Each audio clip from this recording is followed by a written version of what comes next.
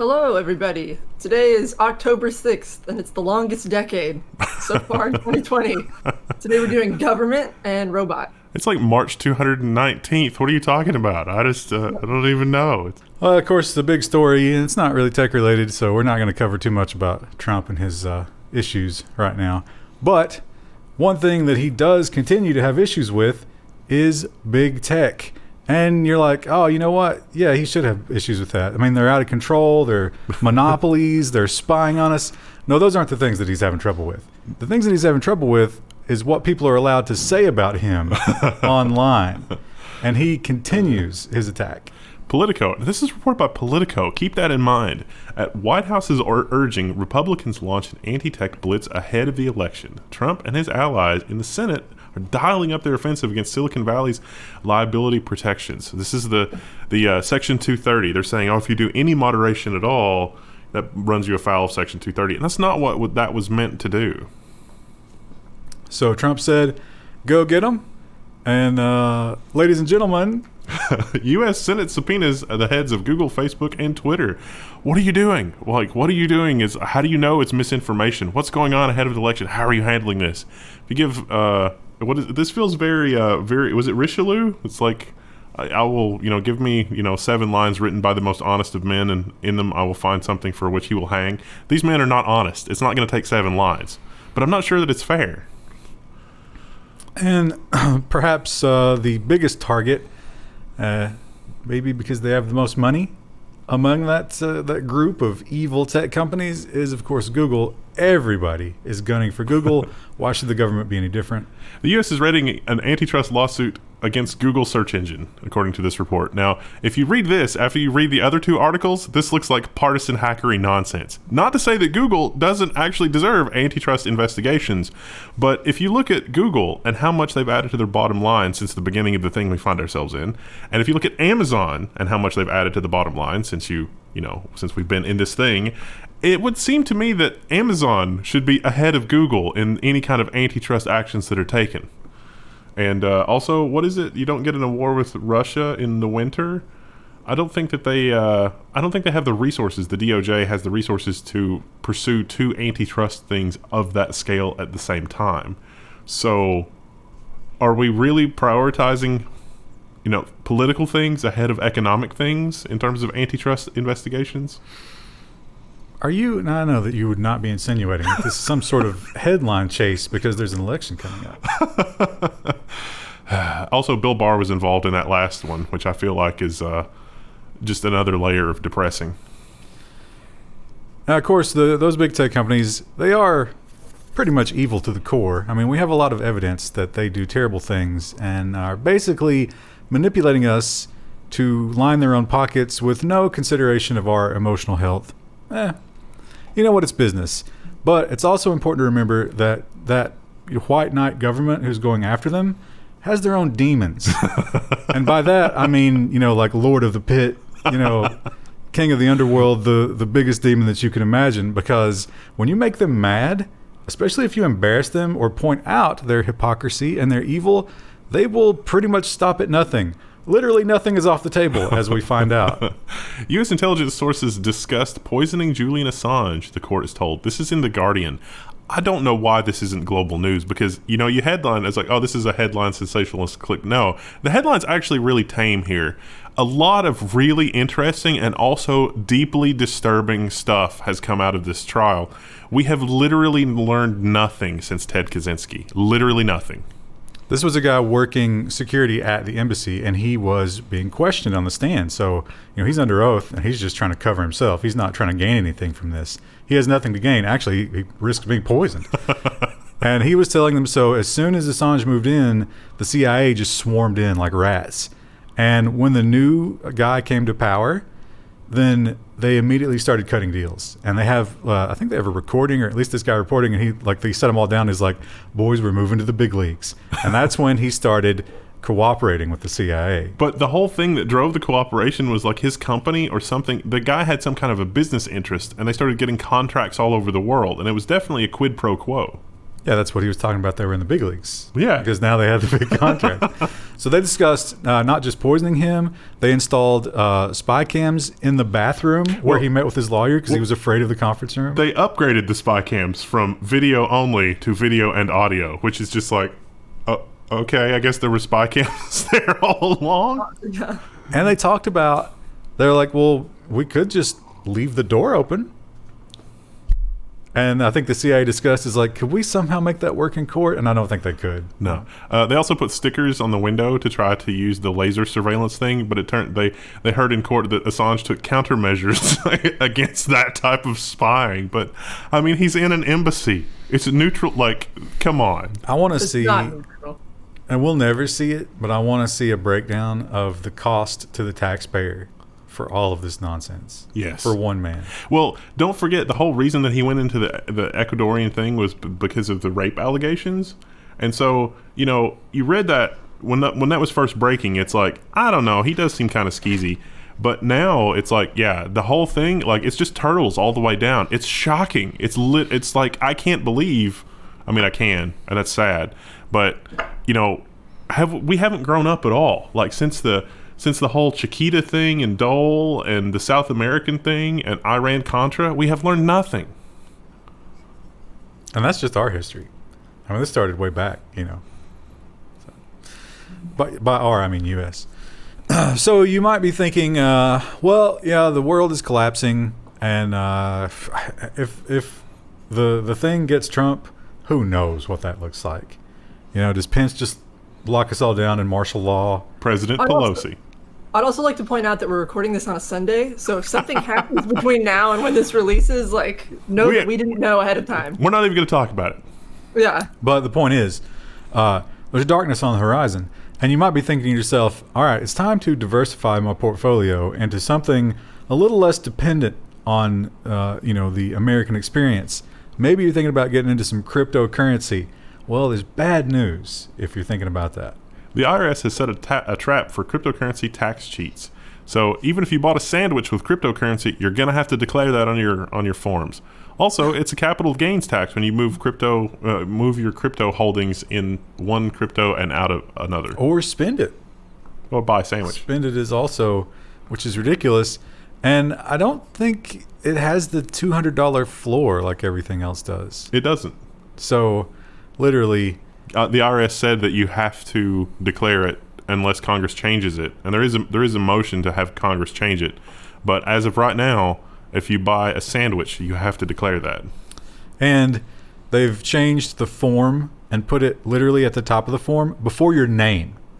So if you go to court and be like, well, listen, it's cryptocurrency is new, I didn't know, they're going to point to the form and you're going to go down. This is what they're concerned about. Exactly. Yeah. This is like, of all the problems with our tax code, this is what they're concerned about. The other problem with cryptocurrency is, where do you safely buy and sell it? I've had pretty good experience with Coinbase. They definitely take their security very seriously. They definitely report directly to the IRS. Yeah. As well. All your transactions go straight to the IRS, so you're not going to get away with anything there. But maybe you'll be safe from the exchange being run by some shady characters. Owners of BitMEX, a leading Bitcoin exchange, face criminal charges. It was just straight up fraud. Like, you read the article and it was just like, hey, we've got enough money now. Let's just commit straight up fraud. They kind of welcomed the darker side of transactions, kind of boasted that they were the place to go if you wanted to launder a little money, maybe move some, drugs on the dark web, something like that. So the HSBC of the dark web currency exchanges? Not that bad. I want to know where that should be part of their defense plan. It's like, we're just a bank, just like HSBC. What did you do for HSBC? Literally nothing? All right. Yeah, but HSBC pays their bribes. BitMEX doesn't. That's the issue. Here's a headline that will shock no one, and it is a headline that we've seen so many times before. It just, the state changes. Sometimes the company changes, but really, I mean, we've said this how many times at this point? It's not going to stop unless something changes that's dramatic in government. Ars Technica has the article about AT&T taking $283 million in grants, loan subsidies, tax breaks, etc. But they didn't deploy the required broadband, Mississippi says. Mississippi asked the FCC to investigate AT&T for a pattern of submitting false data. So they literally like, here's the map, here's the addresses, we got them. And they did just a couple of double checks. No one had it. Yeah. They had like, nothing. I can get AT&T here. Let me call up AT&T and try to get AT&T. And then AT&T was like, no. It wasn't they had bad service. Can't confirm. Yeah, Chris, you're at the hellish place of where you see I went through this so many times. You see the house, you see the land, and you're like, oh, I want it. Perfect. And you call up Spectrum, and they're like, oh, I'm sorry, we don't have that in our database. It's when I was looking for a house, I was calling, and AT&T was like, yeah, we service that. But then if you said, okay, let's schedule the service installation, they would schedule it, and then somebody would call you back and be like, no, we don't service that address. And you just made a down payment. Not made it that far yet. Mostly just disappointed over and over again by the lack of internet in this area. Yeah, that's how it goes. So we have the gig economy laws continue to be hotly debated, and kind of back and forth. There have been some like last minute appeals and some rulings and stuff. Some of these companies said we're going to pull out. It seems like the workers got a bit of a concession in Seattle. Seattle approves minimum wage for Uber and Lyft drivers. The ride-hailing services will be required to pay their drivers at least $16.39 an hour under the new law. Now, they didn't make it clear in this article. Do you think the meter has to be running for that hour? I think if you're checked into the app, if you get $0 and then you get paid $30 for 1 hour to do a ride, that evens out to 16 whatever, and then they'll be like, okay, that's fine. But can't you refuse rides? Mm-hmm. What if you refuse rides? Are you still on their dime? There's probably rule exceptions for that. They'll probably have to build some stuff into the software for that. Yeah, it's going to be tricky. Uber's very upset by this because they don't want to pay their workers You at all. I mean, if they could just not pay the workers at all, that's what they would do. But you check in, pop your phone in your lead-lined pouch, and just kick back. I didn't get any alerts. Hey, look, check the records. I wonder if there's any opportunity for app developers to create a kind of franchising application where, it's like if you have your stuff together and you can get the insurance or whatever, the application would help you manage that for your area. So you could be like the Uber franchise for whatever, and they control it that way. But then that person is actually hiring the drivers and managing and doing all that. Yeah, but as soon as I have all that together and I understand it, and I've, year 2, I now know how everything works, I'm going to delete your app. Oh, yeah, that's true. Well, you'd have to build your own app. yeah, No, I would my franchise would already be established. But you wouldn't have your own app. yeah, people. So like in a similar vein, like people who do like real estate, they always want to be able to pay rent and stuff like that online, but they don't want to have to like build anything themselves. So they always pay like a third-party app thing to do that. Yeah, we played that game early on. Yeah. Uh, Oh, hi, Rue. interesting, folks. You got a cameo for us? Let's see. She came up briefly. I don't know if they saw her or not. Oh, as I push the desk. Ruru, come here. Come here. If you're gonna be up here, come here. Oh, there she goes. Hi. Such poise and grace. So smart. Oh, she had the yawn. Perfect. That's a perfect end to the Rue segment. So, it's kind of, we read the stories about the going after the big tech, right? Trump calls his dogs and they attack. But it's not quite just that, because everybody, like I said, is going after big tech. And across the pond, it's no different. Big tech faces ban from favoring own services under EU rules. Now, there wasn't a lot of new information here, which was surprising. I expected to read about the recent auction from Google for like search placement. So to try to comply with the EU rules, Google recently allowed an auction to take place for like search services, and that actually had the effect of excluding DuckDuckGo from those services. And DuckDuckGo pointed out, is like, this is kind of perverse because technically this auction does comply with EU rules, but it means that only the services that are the most able to monetize your search data are the ones that are able to bid and compete. It's like DuckDuckGo we make just enough money to survive by not doing anything unethical with your data, so we're not in a position to bid as much as the other companies. And effectively, in complying with the new EU rules, we've been excluded. It's not what it was about. It was about installing software by default and using your search engine by default. They don't like that.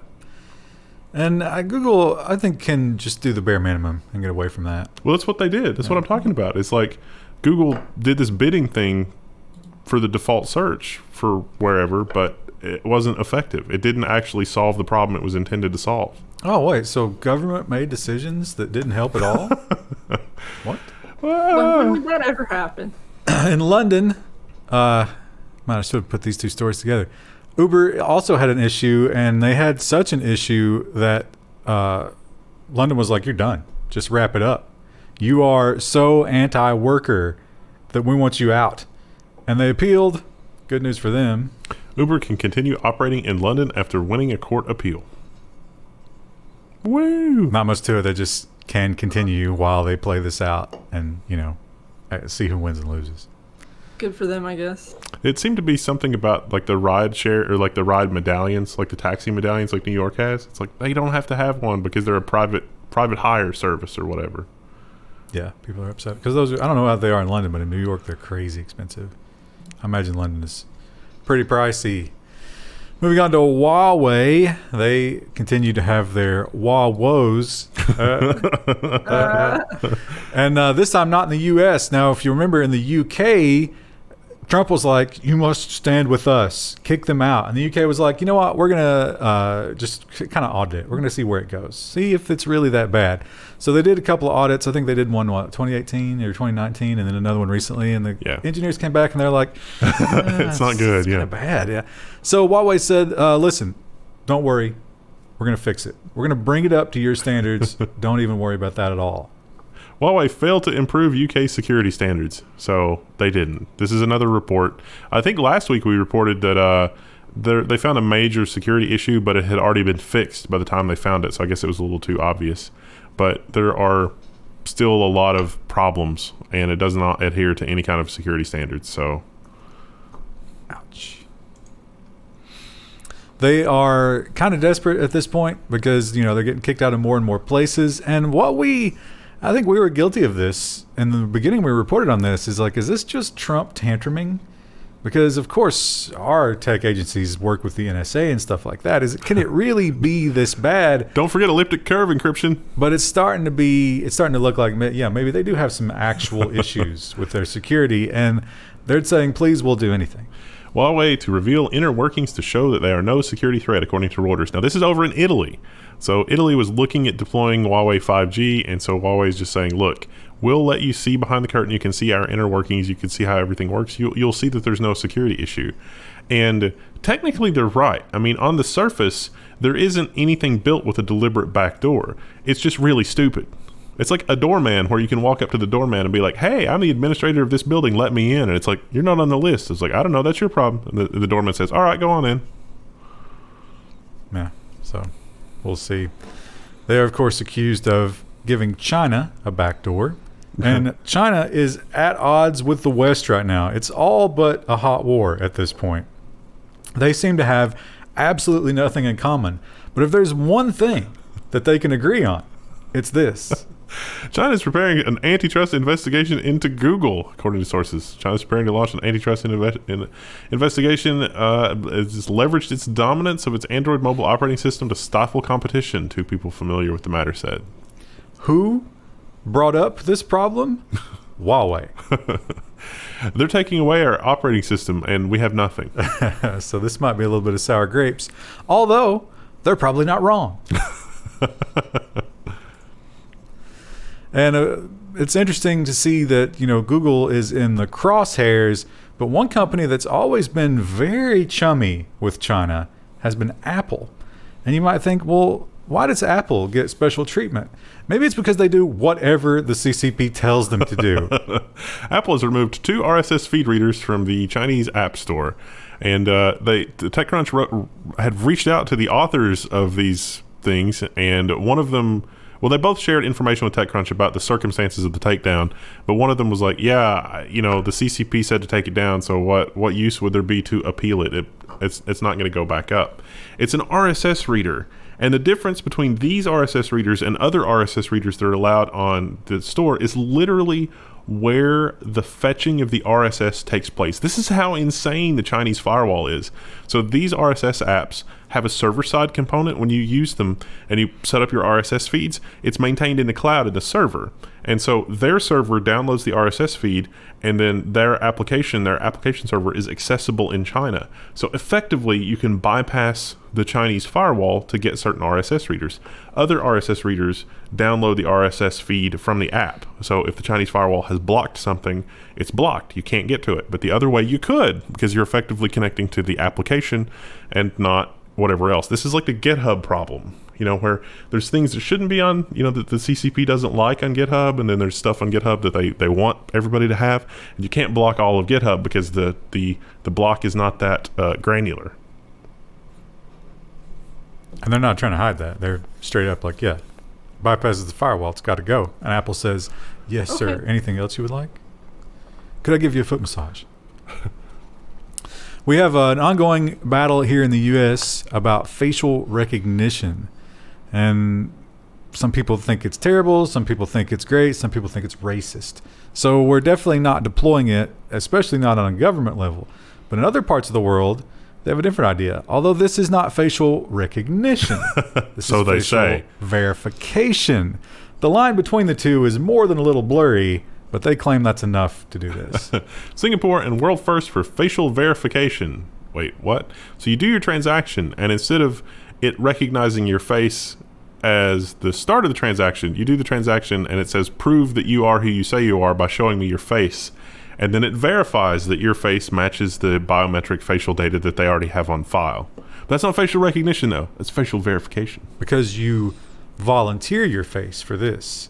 Whereas in facial recognition, you might be captured from a variety of different public places. Do you think they're not going to capture your face for security purposes? It's like, oh. Well, they're not going to give you a national ID card unless you get your face captured. That's the difference. It's voluntary at the point of a gun, like most things in government. We'll see how that goes. Something tells me there will be a nice big juicy data leak to train your facial recognition algorithms on pretty soon if you want people of Singapore nationality. Here's a story. Now, I read a little bit further into this. I think Travel Guide kind of just scratched the surface here because they kind of spin it one way, but I don't know that I disagree after reading more about this. American sued in Thailand over negative Tripadvisor review. I missed this one. Why? So this article claims that he wrote a bad review. Now, Thailand has some crazy laws about... We covered that last week. Yeah, that was the king mostly, but they can apply it here too. However, when you look more into it, the situation seems to be... Now, this is the other side of the story. Maybe there's spin on both sides. He went in... So this is an American who teaches English there, which in his statement, he had some terrible English. I'm not sure if he's qualified for that. But he went to a... so they have resorts in Thailand. Obviously, they have a big tourism thing. But because of the current situation of the world, they can't fill them up. So the prices are rock bottom. And the expats who are living there are apparently just living high in these resorts for almost no money. So this guy brought his own alcohol to the restaurant. It's not allowed. They have a corking fee. And they're like, sir, we have a cork. I think it was like $15. And he threw a fit and screamed at them. And I think there was almost a physical altercations. And he was like, you will regret this. And he began a systematic online campaign saying things to the tune of they enslave their employees. That seems to be what has gone afoul of the libel law. So, unfortunate. He could get, was it 5 years or 2 years in prison and a $200,000 baht fine? Or $6,300. I have a feeling he'll probably just pay the fine and come home. Yeah, maybe. I don't know. Sounds like a good life over there. There's some jokes we won't make. Just like last week. Moving into robotics, we have heard about the possibility of drones being life-saving things in the past. I think didn't they do a couple of dry runs? I think this is the longest one that's ever been done. Yep. Drone carries human kidney over Las Vegas desert and what could be the future of organ transportation. So there are actually 2 missions here. One of them was to a small hospital in a small town, a very small town outside of Vegas, and these were research kidneys. So this wasn't anybody's life on the line or anything like that. And it did well. Like, it was perfectly viable after the thing. So it was a success in both cases. Can you imagine if someone who lived in that town had shot down that drone, though? Just splatters. Oh. What kind of Amazon delivery we got here? Oh, no. You know who probably doesn't have a chance to read this story, but if they could, they'd be sweating profusely right now? The Uyghurs. Oh, that's dark. Hey, good news, boys. We don't have to put you on the prison van anymore. That's not good news. Moving on to, we're already in Roblox. I just feel sad. That's how I feel like looking at memes anymore. They're all just sad. Take your mind off it by participating in Devember. It's just like, just like we do with work. Yeah. Also not depressing. Yeah, participate in Devember. Maybe you could do like a machine learning that uses, like images to figure out whose skin color identifies them as having like really healthy kidneys. Oh, no. AI is a problem in some places, and especially when the government uses it, because obviously they're going to use it for terrible things. I imagine China probably really does have some kinds of AI running the concentration camps, right? It's like the IBM before them. And some cities are saying, you know what, we need a way to let the public know what AI we are bringing to bear against them. Amsterdam and Helsinki launch an algorithm that algorithm registries to bring transparency to public deployments of AI. So basically, if they're going to use an AI in the public domain, then they put it up on a website somewhere. You can go read about it. Could be interesting. Most people probably won't do that. Read about it or actually put it up there? Read about it. They'll put up a really, obtuse paper about it. I think a lot of the department stores are doing the thing where it tries to track your Bluetooth beacons and your Wi-Fi beacons, and I'm sure that AI is applied to that, and they're going to forget to put that on the website. I don't think it applies to private businesses yet. It might eventually. Boy, we stirred up the Tesla folks last week. Yeah. I feel so good. When I feel like we've had a really positive week, if we can get like 6 different comments telling us we're idiots because we don't understand the miracle of Tesla batteries. I actually did watch the thing, and it's just like, this doesn't exist yet. We can make batteries out of sawdust in 2050 after we have fusion. So, but hey, we got to say when they exceed expectations, I have often been surprised at how successful Tesla really is. They really do seem to have value to their company. As much valuation as the stock market gives them, probably not. But they are seemingly moving forward at a very rapid pace. Tesla's full self-driving Autopilot beta coming in a month or so. Tesla CEO shared that its engineers have a fully overhauled Autopilot software stack and are almost ready to share a dramatic upgrade. The big difference here is that I guess it's mapping the video in 3D instead of 2D, and that helps with the computation and also helps with the accuracy. Hopefully it'll help with the driving into the overturned semi problem. You know what? I didn't even read the headline. I just saw Tesla, and I thought it was the story where they delivered more cars than expected. Oh, no.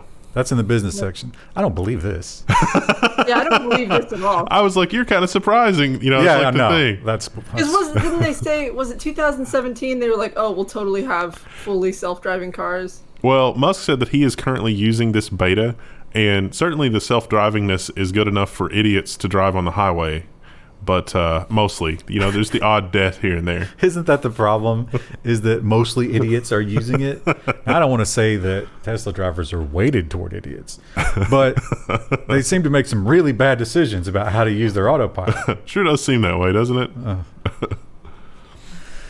And speaking of idiots, when it comes to city and state governments, there seems to be a lot of kickback, some behind-the-scenes deals, some duffel bags full of money. A little bit of innovative policing. And sometimes they make decisions where you just have to, you read it again and you're like, okay, what, really?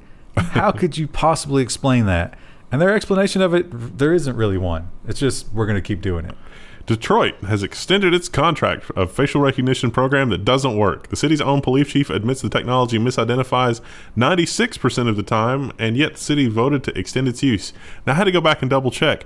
Remember the story that made nationwide news about the guy that was falsely arrested and almost lost his job because, it's just this cascade of failures? It was 95% accurate in that story. They've lost a percentage point. Yeah, and so they point out the whole, darker pigment skin doesn't do well, and Detroit's demographics are uniquely resistant to facial recognition, and yet they persist. Nothing wrong with that, right? Like, just keep letting that happen. Yeah, can't see any issue there.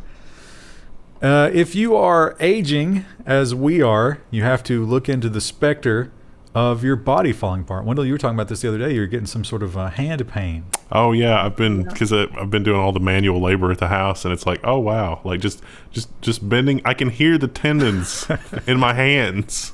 That's probably not good. Well, generally, when it comes to your knees and things like that, it's tough for them to see it before it's too late. At that point, they're like, yep, we're just going to pop that out of there, put something artificial in there. That's the only option. Here's your state-of-the-art hip replacement. It's only going to cost as much as a small bus. And maybe there's a little bit of light in coming into that tunnel with the robots helping us. Artificial intelligence detects arthritis before it develops. So some researchers at the University of Pittsburgh School of Medicine and Carnegie Mellon University of Engineering, they've got an AI that can see stuff that even radiologists can't see. Nice. Amazing. So the idea is if you catch that disintegration is happening, you can take steps to prevent it. Either, have the patient go easier on their joints or take a pill or whatever. I'm sorry, you're going to have to stop slam dancing. No. No. Not like this. You're going to have to do Beat Saber only from a reclined position from now on. Now, Krista, you are traipsing through the woods quite often, right, especially this time of the year. What up to your aches and pains? Does that mess you up a little bit? Not too bad. Sometimes, like when I've done a really, really long hike, sometimes I'll get a little bit of pain, but not anything that's unmanageable. Just pop an oxy and just... Yeah, just, some Perk 30s. And don't worry about it. Yeah. Well, have you ever given any thought... See, sometimes you go alone, right?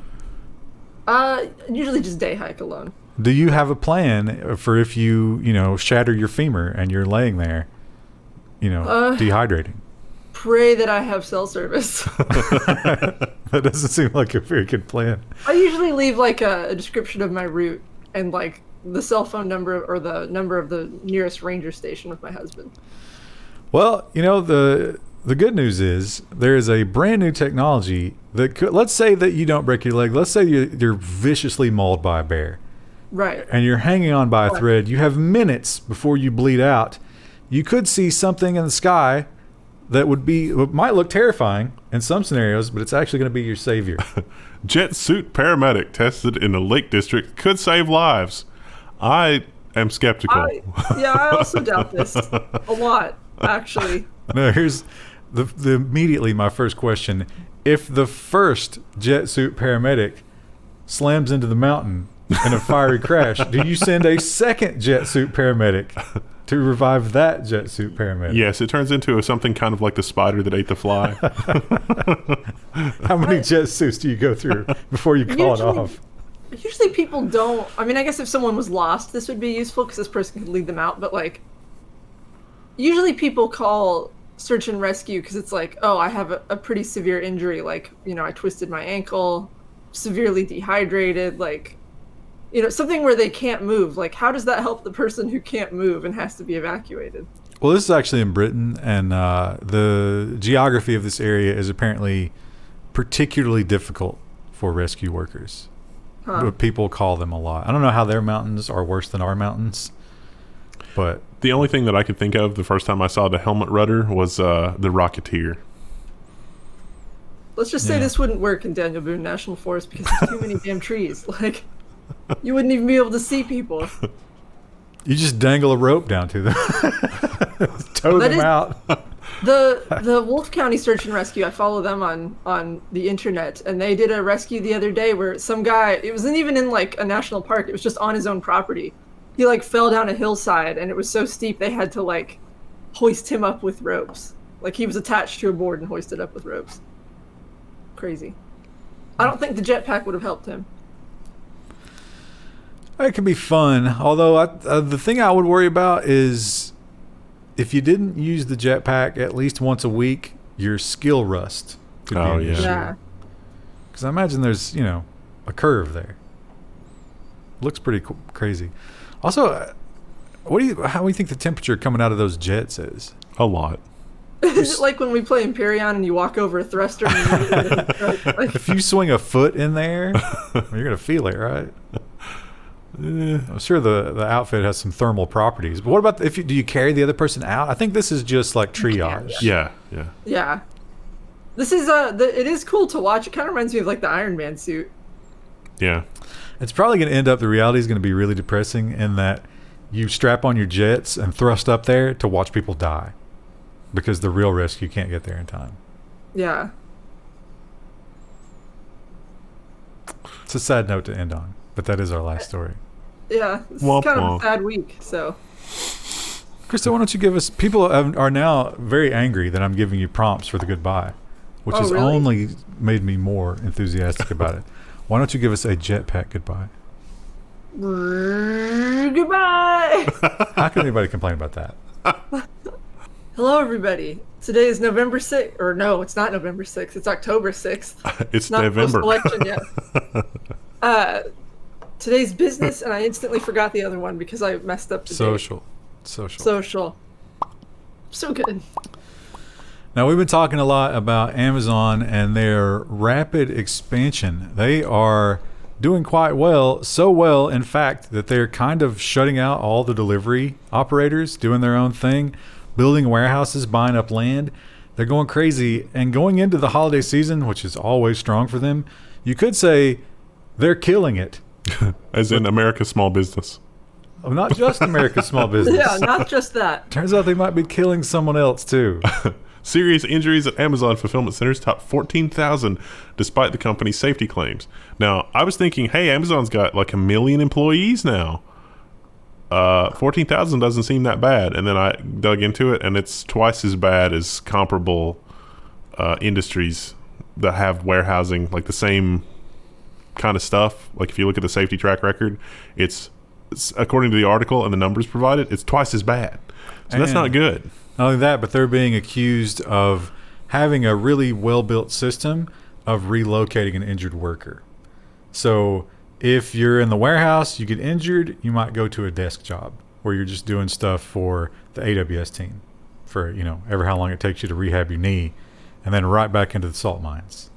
So they don't count that as off-work injury time. You keep your same salary and everything like that, so the numbers might look better. Even though they look kind of bad. So I mean, it makes sense that people would be getting injured on the job here when they have to worry about like even taking time to pee. When you make people rush around like they're crazy, I mean, you're just gonna have more injuries. listen, sometimes I reach to grab the screwdriver and I grab the screwdriver wrong, and it's like, oh, my finger is locked up. That's not good. Yeah, and those warehouses just seem like controlled chaos at the best of times. Yeah. So you're waiting for something to go wrong. Still, like you say, percentage-wise, it's probably not as bad as I would have. If I would have had to guess, I would have guessed more. Yeah, I would have too. But at the same time, the fact that the safety record in other similar warehouses is that much better does indicate something is not right. Is that because all those warehouses are being put out of business by Amazon? They don't have any activity in them? Well, Amazon is not just moving the state-of-the-art with injury relocation programs. They're also changing the way that we shop. And this is one that clearly they started working on when everybody got paranoid about touching things. Amazon will now let you pay with your palm in its stores. So you just boop your way right out of the checkout lane and you're good to go. It's one of those feel conflicted about this. What's the conflict? I don't know. Just something about it freaks me out. Well, you do have to volunteer your palm for your Amazon Yeah. account to get into this program. I would rather volunteer my palm than my fingerprints. Yeah. And palm prints are absolutely unique. So even twins have different palm prints almost immediately in life. What about if you grow? Would that grow with you? Yeah. Yeah, you have to, at least until you hit about 30, you have to adjust it every 5 or 6 years. But so I think about when we look at all of the old movies about the future, a lot of them got the palm reader as a thing, but they all touched it. Yeah. No one saw it as a no touch. You know what? I forgot to point it out last episode. There was a quote. Did you see the quote in that Tesla article where he was talking about the self-driving thing? And the quote was, "The crowd showed their happiness by honking from their safety bubbles." And I was like, what a perfect encapsulation of 2020. The dark future that we've entered into. Honking from their safety bubbles. Like geese. Angry geese. We got a surprise Chromecast last week. No one really knew this was coming. And it just out of nowhere, here it is. Google Chromecast with Google TV is its first real streaming contender. Unfortunately, Google, in their multi-trillion-dollar brilliance, fails to understand the basic tenets of what people would want in a device like this. And that is, 1, the remote is kind of garbage. And 2, it doesn't make it easy for you to use competing streaming services. This is offering all of the stuff that, Google has. Remember YouTube? YouTube has TV shows. Nobody knows that because it's terrible. They pop up that little box every time I go on YouTube. Do you want to try it for 2 weeks, please? No, like to the, Cobra Kai, like the Karate Kid remake thing, whatever. Yeah, it's like the #1 thing on Netflix last week. It's been on YouTube forever. That was one of their pilot things, Yeah. wasn't it? Yeah. No one cared. Literally no one cared. When they started harassing me with that row in my feed, I couldn't click that X fast enough. Yeah, Like, it's- don't talk to me or my children. I mean, it's like Rand McNally being like, no, you must only read books by Rand McNally. You got to make it easy to consume material. Nobody understands that. Everybody wants to make it hard to use any competing services. Also, this thing doesn't do That's Stadia. their bottom line. It does. It That's doesn't. all they Even, care about. doesn't even do Stadia. It's gonna do Stadia in like 6 months. Don't worry. Stadia is not going to exist in 6 months. What a trash Wow. fire. I think we made that joke last week. That's not the only thing Google has. They have a new phone, but again, they're not the first company to do this. It seems like the current happenings in the world, maybe people don't have a lot of money because, they don't have a job. Pending economic collapse. And even if they do have a lot of money, do you really need to buy a new cell phone? Because like we said last week, I'm using my phone almost not at all because Yeah. big screen is always right there. I'm not traveling anywhere, so I don't need my phone. Seems like the people at Google realize this and they're like, let's maybe dial it back a little bit for number 5.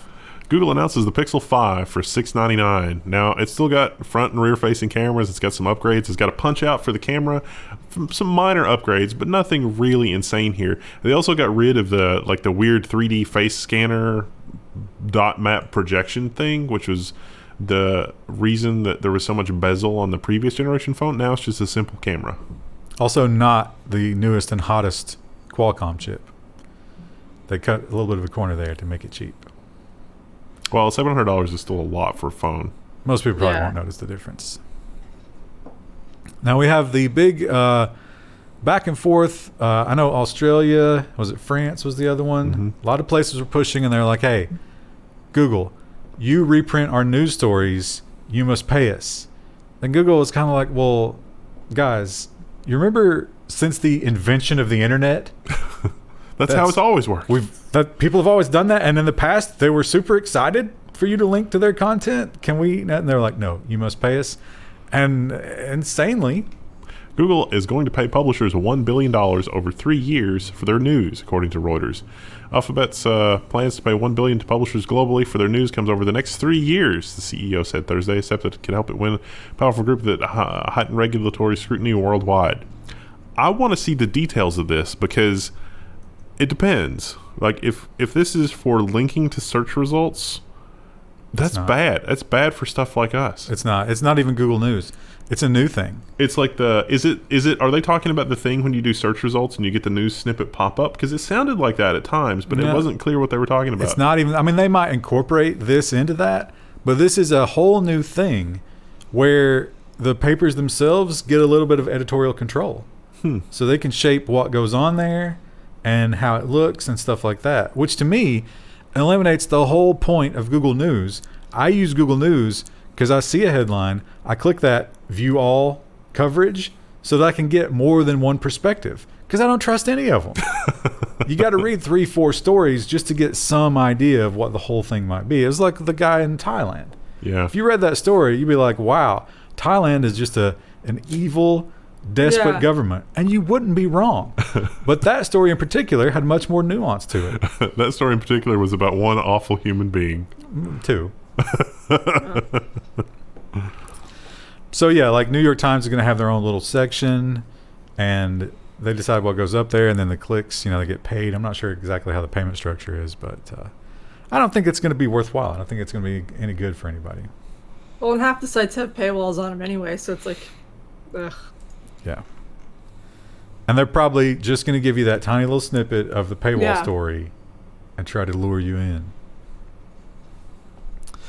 Well, Google, one of their big, we talk about the big tech companies, and in most cases, definitely Facebook and Google, everything they do exists to feed the tiger behind the scenes in the cage that is targeted advertising.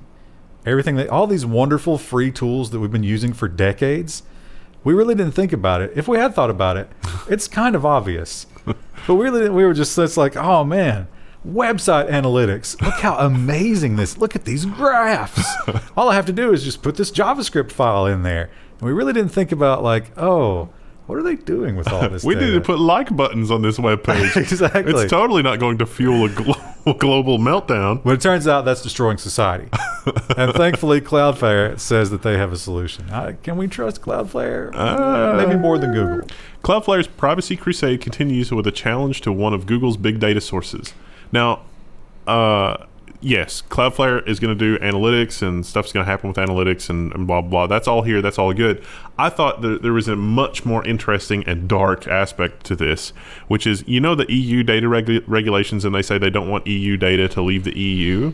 Cloudflare, it seems to me that Cloudflare can offer a service that's very similar to what they already have. So let's say, like the Level1 forums, not hosted in Europe, but let's say something comes down the pike. It may be mandated by law that we have a proxy that lives in Europe that is a front end for the forums, and that makes sure that no user-specific European data actually goes to the forum, just whatever a user specifies. Now, in an actual EU law, there are exceptions for user forums and stuff like that because they have an exception in a lot of EU law. But can you imagine, like, if you want data and analytics and stuff like that you have a server that is in Europe that is a proxy for your other server, and so it's like, oh, I want to offer my services in Europe. You just sign up with Cloudflare and click a button that sits in front of your website in Europe. Make sure that you're compliant with everything. Gives you the cookie pop-up. That's one of the features. It's like we can just, you can click a button and get the cookie pop-up in the cookie policy and be sure that it's complying with this, that, and the other. And that's an easy button for businesses, and they're absolutely going to do it. Yeah, and when we inevitably break off from China and Russia and we have 3 internets and then 200, Cloudflare is going to make $1 billion. Yeah. Well, Microsoft, it is that time of year when everyone introduces their hot new products. It's a little bit tamed down this year, obviously. Not quite as much hype. But Microsoft... a little bit sadder this year. A lot sadder, I think, maybe. More than a little. But Microsoft does have a new line of laptops for us to look at. Microsoft unveils Surface laptops to fulfill PC for every single person vision. There's not really anything super exciting here. It's just incremental updates over the old one, except for the new Surface X2. It's a second generation ARM portable that promises x86-64 binary compatibility. So Microsoft is going to beat Apple again with, a next generation ARM device. So the Surface Pro X was kind of niche, wasn't that great. Lukewarm reception. I feel like for Microsoft to try it again, this is going to have to be a significant upgrade over the prior generation ARM model. Now, you might be thinking to yourself, all right, fine, it's a new laptop. All right, you're going to give me a new kind of processor. I'm not that excited about that, especially if you're going to do emulation, and I'm never even going to notice the difference. Hey, I want something that when I'm on the subway, except we don't do that anymore because it'll kill us, I want other people to look at it and be like, oh, I want that. I want to go to Starbucks and smell my own farts while I'm using the newest, hottest. You want an iPhone? Most useless. Everybody's got an iPhone at this point. iPhone doesn't turn heads. I want the new iPhone. But what if you had an iPhone that you could fold in half?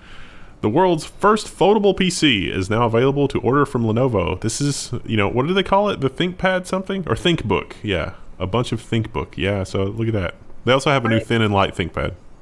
Looking at this picture, it's just like, it feels like he should be flipping the pages of a book, but he's not. So why doesn't he just have it flat? It's almost like this is a product photo. They just want to showcase the fold. Well, they point out, because the question is, why do I care? Why do I want this? Now, the big advantage is portability. You fold it up, it fits in bags and stuff easier. Okay, that's true. You can't argue with that. But they also showcase like all the different ways that you can position it. You can hold it like a book. You can half fold it. You can fold it the other way. And it's just, do we need this? I want a foldable screen, but I want the buttons on a plate that can push up through the screen. So I want the screen to be flexible, like saran wrap. And so I can lift the keyboard up through the screen, and there's just a thin film over the keyboard, and I can use a regular mechanical keyboard, or then the keyboard can lower into the screen and the screen becomes perfectly flat, and it's a dual screen device. That's what I want. Crystal, what were you going to say? All I'm thinking is, how much of a pain in the ass is this going to be when clients start using this and they're like, we need to write special media queries for foldable devices? I don't think there's an operating system that differentiates the fold. Not yet. Oh, not yet. Yeah. So, yeah. This is just one more thing, one more piece of hell that we're going to have to deal with. Well, there'll be a special media query that's just for the exact resolution of that device. And it's like, oh, if it's the resolution is this, you have this device. Let's just throw all the rules out the window. Please no. You gotta have a special animation when it's like, okay, now for 37 degrees, we want to do this animation. But if they get to 45, we want to change everything around. I don't think ad agency budgets are once what they used to be. I guarantee. Okay, if you're some young ad agency, and if I doubt this is true, but if the foldable feeds back somehow the angle of the fold, get started on like pages that flow like sand. That's gonna blow some minds. That's a Webby award-winning material right there. If you pitch that's a dead developer. If you pitch that to an agency and they're like, "Oh my God, we have to have it," quit. You know, right then and there that Go someplace that's else. not going to be a good. Yeah. Well, last week we talked about the new Apple Watch, and it didn't really have a lot of new features, but the big one was blood oxygen. It measures the amount of oxygen in your blood and tells you, it's like, hey, maybe you should stop eating those potato chips. Here's a number that would require that. We find out that maybe Apple didn't invent that. No. No. Never. I don't know. They've never had a history of stealing technology. No. So they have a little bit of an issue with the people who do claim to have invented it, and I think they have a patent. But the Apple legal team is really strong, and this company feels like they might be getting bullied a little bit. Apple accused of delaying Masimo legal fight to gain watch sales. I have no idea if I pronounced that correctly, but yeah, this company has that sensor and a patent on that sensor, and Apple's fighting a little dirty here. It's worse than that. Apple met with them about the sensor. And they talked about, hey, maybe we should partner up. And then they might have hired a lot of their employees away and canceled the talks and released the Apple Watch. Wow. Apple acting amorally and completely unethically? No way. I don't believe it. It's not the synaptic situation all over again. Well, you know who does believe it? Epic. And boy, do the wheels of justice grind slowly. We find out when the whole Apple Epic thing might shake out, and the date is pretty far in the future. Apple's battle with Epic over Fortnite could reach a jury trial next July. California judge said it should be for the people to decide whether Epic's claims about Apple's alleged anti-competitive behavior have substance. I think this is really bad news for Epic because rank and file normies really like Apple. They don't understand how hideously evil they are. And to be fair, Epic is also hideously evil, but is less hideously evil, perhaps, than Apple. And that's also a whole year, or almost a whole year, for Forget about it. Fortnite to further fall from grace. Yeah, it's like, I don't really mind eating a Dole banana, but I genuinely feel bad when I use Apple devices. So, yeah. The judge also refused several of Epic's demands about putting Fortnite back into the Play Store in the meantime. Yeah, the judge sounded almost annoyed with Epic because it was saying, it's like, all right, look, if you had a case, you didn't have to break your contract in order to bring this case. So this is, you brought this on yourself, which You were told, you signed a contract. The contract said don't do it. You were told don't do that specifically, and you did it. Yeah. Whether it was right or wrong, maybe not sign the contract next time. Now, Google, on the other hand, there's not as much news about this, but Google immediately went through the exact same process with Epic. They charge the exact same amount of money. They kicked Fortnite off of the Play Store. It played out exactly the same. But Google is approaching it in a different way. Google's Epic response, Android 12 will make it easier to install app stores. So you can have a third-party app store. I think this is inevitably what Apple is going to have to do. Apple is already doing this by allowing third-party browser and mail programs because Apple knows, they legit know that it's not going to stand up to antitrust investigation if you have to use an Apple browser on an Apple device, and Apple devices are general computation devices, not appliances. They are being misleading and disingenuous when they say anything else, and that's how they've positioned their marketing. Is like, oh, iPhone is blah blah blah. iPhone is not a computer, but it is. It totally is a computer. And Google's going the opposite direction, and they're basically conceding, okay, yeah, we are basically at a point where there's not a lot of distinction between a Chromebook and a large Android phone and a small Android phone. They're basically functional equivalents. Because of that, there is kind of a precedent here to allow people to install whatever software they want on a computer. So the easiest way to do that and have some security integrity is to allow multiple app stores. That's going to look really good in those antitrust investigations too. Yeah. So. I think that one thing that Google's not going to do, that they should do, that they do a disservice to all their customers by not doing, is to provide a better security framework that gives you better insight into what those applications is doing as a user. Because like the whole clipboard thing from Apple, it's like I'm going to install third-party applications. There's all this crap running in the background. It's not really super transparent as to what's happening or what's happening with my data or what data application one has access to from another different application. And that needs to be front and center. Chris, you're a big fan of Ikea. Yeah, I like Ikea, all right. Yeah, they are, the thing that they do correctly is convenience. You go, it all comes in one big box. You can put it together with an Allen wrench that comes with it. And so you're not disappointed when you get back home, batteries are almost always included. But going forward, there'll be a different kind of battery. IKEA is saying goodbye to non-rechargeable batteries. The company will remove all non-rechargeable alkaline batteries from its global home furnishing stores by October 2021. Seems reasonable. Well, okay. Good, I guess. We'll probably never get to go to an IKEA again. We'll never get to taste those sweet meatballs.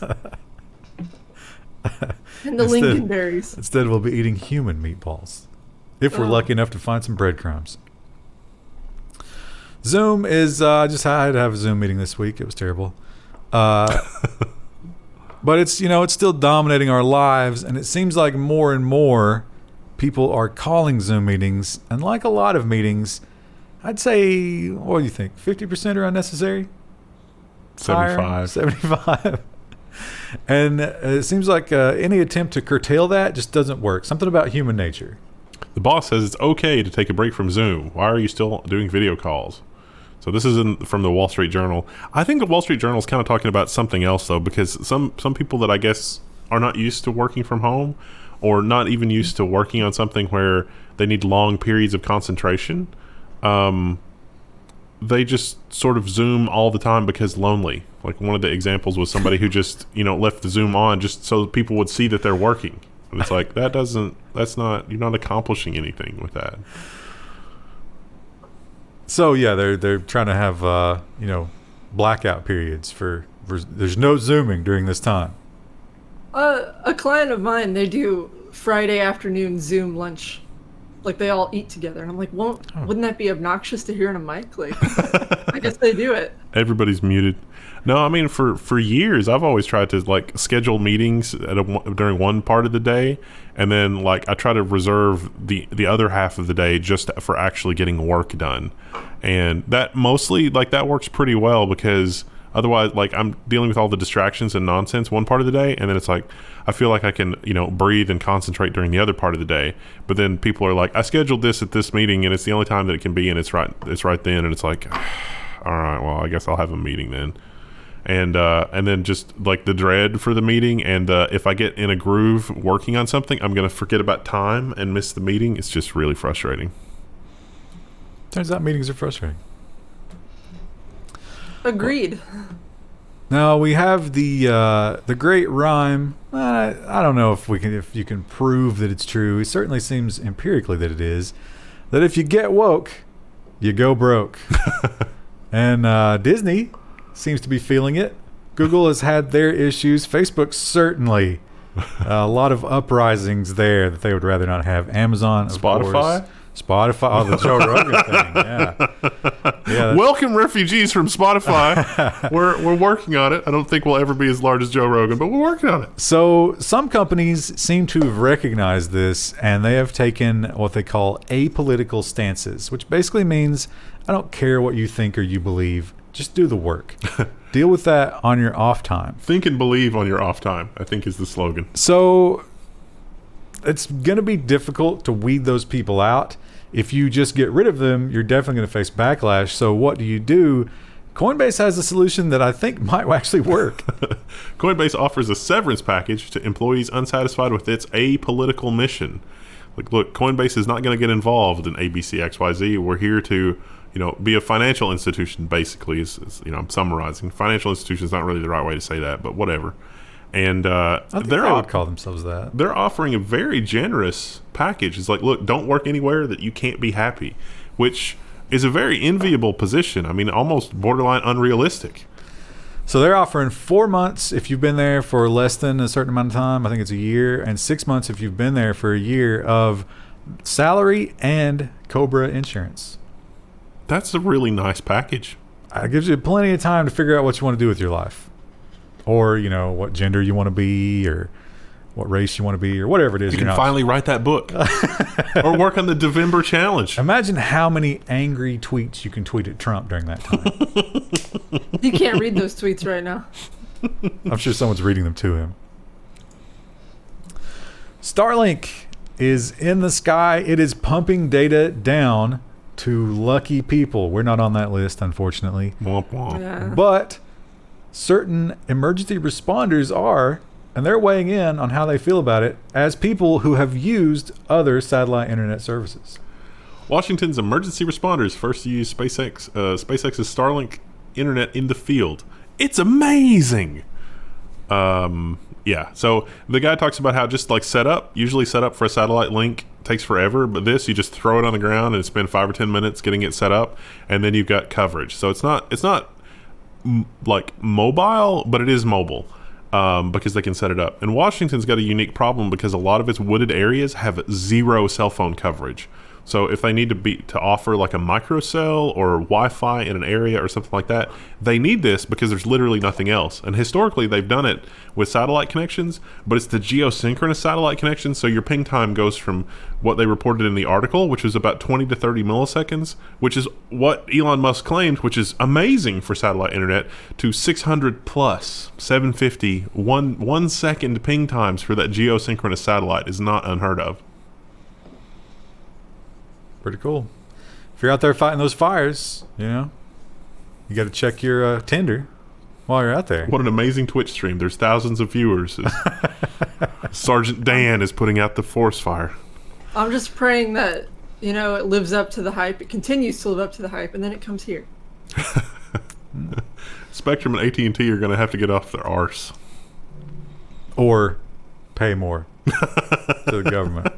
Do you think AT&T had this in mind when they bought the satellite TV companies? Like, we could do satellite internet. And it's like, did nobody do the math? Those are geosynchronous satellites. They are worthless for offering internet access. Well, we do have to depend on that government to give us any sort of satisfaction when it comes to these evil companies. I'm not talking about Starlink necessarily here. I'm talking about the ISPs. And as we have seen for the past ever how many decades, well, since the internet has existed, they're toothless and in the pocket for the most part. I mean, look at a Jeep Pie, the revolving door. They're not going to save us. But who can save us? Well, India might have a decent idea going here. I kind of think like maybe, we're bringing in the snakes to deal with the rats. Time will tell. But this seems promising. Indian startups explore alliance and alternative app store to fight Google's monopoly. So this is really similar to what's going on with the Apple case. But India is saying, hey, we need our own app store to better serve Indian developers and provide local interests. So they're going to try to build it. And with the new, you can have your own store, it plays right into that. I think that in America, this will probably be good for India, but in America, when you go to your local cell phone store to buy a cell phone, they're going to bundle it with the AT&T or the Verizon or the T-Mobile app store, and it's just going to be trash. Or it's going to splinter down the game services are getting to, where every little thing will have its own store. Probably also with the zero rating, here's your dark future. Verizon's app store will have the zero rating version of Netflix, and so if you install Netflix from Verizon's store, then your data cap doesn't count against you. But if you install Netflix from the Google Play Store, the video just comes from the internet, and that does count against you. Yeah, that's gonna be fun to explain to your mom. You can't get rid of this icon, but never click it. Never. No, you will lose your house. It seems like the world is very slowly, and perhaps the pandemic has something to do with this. We are actually moving away from fossil fuels in a big way. And I wonder if some of these peace treaties we're seeing out of the Middle East don't have something to do with that. They're we better make a new plan because in 10 years we might be in trouble. But if this story is true, now I'm not going to sit here and pretend that I'm able to read these papers and understand what's going on. But it seems like they have been peer reviewed. Now we'll have another story about that in the nonsense section that might make you question it. But a lot of credible people are saying this could work. Compact nuclear fusion reactor is very likely to work, studies suggest. A series of research papers renews hope for the long elusive goal of mimicking the way that the sun produces energy. So this one is going to be $22 billion as opposed to the Stellarator that is under construction that's going to be way more expensive. This one's going to be online before that one, even though they only just started on it. 2025, they expect 50% roughly coming out of the energy input. The energy input produces 150% energy output. Some of it going back to keep the thing going, and then the 50% on top for free energy, which was previously believed to be impossible. Unless you were a sun with an enormous gravitational well. Well, that's just going to be a building somewhere. A very small building, about the size of a tennis court, as it turns out. 2025 to build it, 2035 to see the first output from it. What an exciting time. You know who it's going to be really exciting for? are those tribesmen who uncover it after the fall. They're gonna be like, oh, they're poking it with a stick. Don't they? I can't remember where this is, but it might be like somewhere in the Southwest where they dump all the radioactive like byproduct material. They have like a giant stone wall underneath there that has like it written in like 6 or 7 different languages about like do not open these. Yeah, It's gonna be like that. There's also like pictographs there, so that if there is a fall and rise of civilization again in 100,000 years, that hopefully they understand that this will make them sick.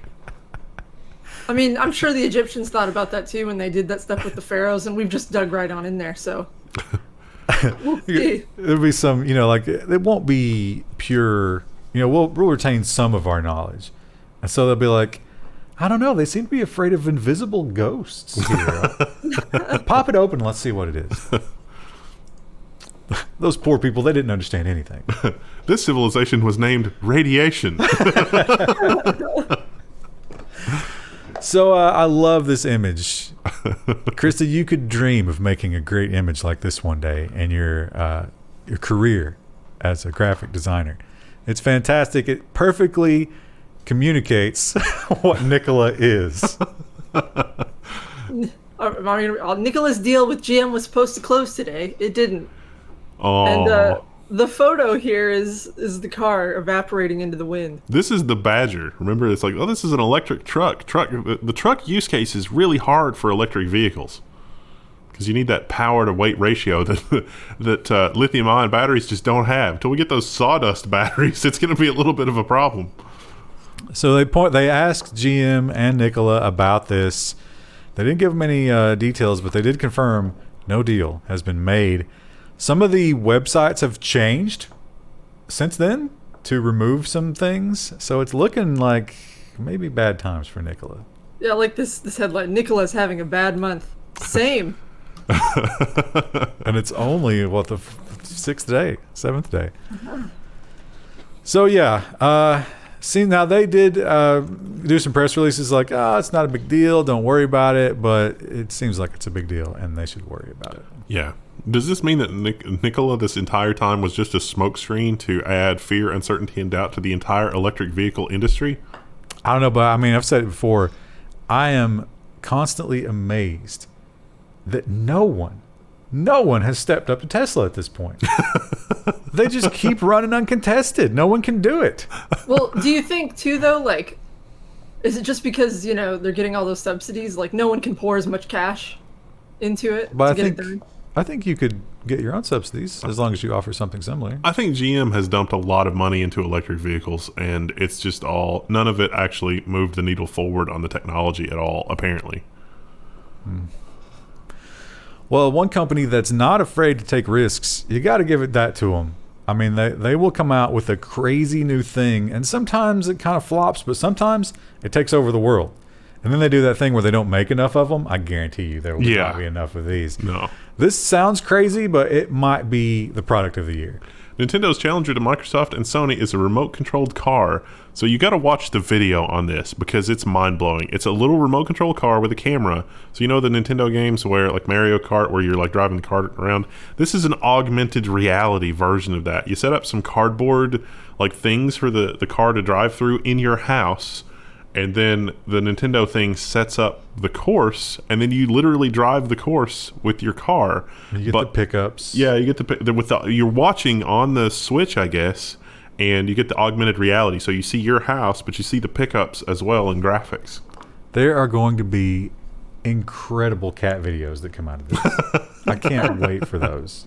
I wonder if the software will take that into account. Like, something bad happens to the... Now, it is a little pricey, so you got to buy that remote control car, which comes with the game. So that's $100 for the package. If you're getting a Switch on top of that, you're going to be paying $400 to play Mario Kart in your house. Even if it's not popular, it'll be like the ROB. It'll just go through the roof in value over time. It's like, I got the little robot for the Nintendo. It's like, no one wants that. It's stupid. And then, 20 years later, it's like, that's $4,000. And they will not have enough Nintendo, of them. though, is I feel like even when they come out with consoles like this that are kind of like bizarre, because they're so like everyman friendly, they still do really well. Like everyone I knew had a Wii growing up. Even people Yeah. who weren't into video games. Well, that was the big thing, the motion controllers. They Yeah. sound stupid. If you would put it on paper, I'd be like, that is going to fail so hard, you have no idea. But it captured the imagination of the world. So, yeah, and guess- again, the social media will fuel this to a fever. Yeah. 'Cause Yeah. people will be like, oh my God, look at that. The real question is, will anyone be able to afford it right now? The other The way thing, things are going. the other thing this is going to point out, there's going to be a lot of shaming, how dirty your floors are. Oh, yeah. Yeah. Palantir. Remember them, Krista, your favorite company. Yeah.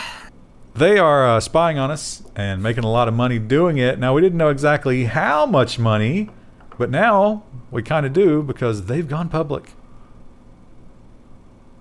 Krista. The headline. Is it me? That's Okay, you. Palantir, the controversial data firm now worth 17 billion. That's a lot of money. 17 billion pounds, which is even funny. more than dollars. That's a lot of personal data right there. By the end of the year, it'll be 37 billion pounds with the They- inflation of the dollar. Well, they do. The inflation of the dollar won't affect the pound. They do estimate that this is going to go up. That is undervalued, Yeah. and that is up from the public offering. It's already up. Disgusting. Facebook. Moving on to the social media section. Facebook is under, preemptive fire because, of course, the thing that's conquering all of our lives right now, the election. People are just in a furor. They're frothing at the mouth, and Facebook is one of their favorite targets because they feel like that can sway the election, and Facebook is trying to do everything it can to get out in front of it. Facebook will ban ads that wrongly claim election victory. The social platform already said it would reject political ads claiming a premature win. Okay. What if, now, can I get around if, lawyers look at the legal speak here, can I say the other person lost?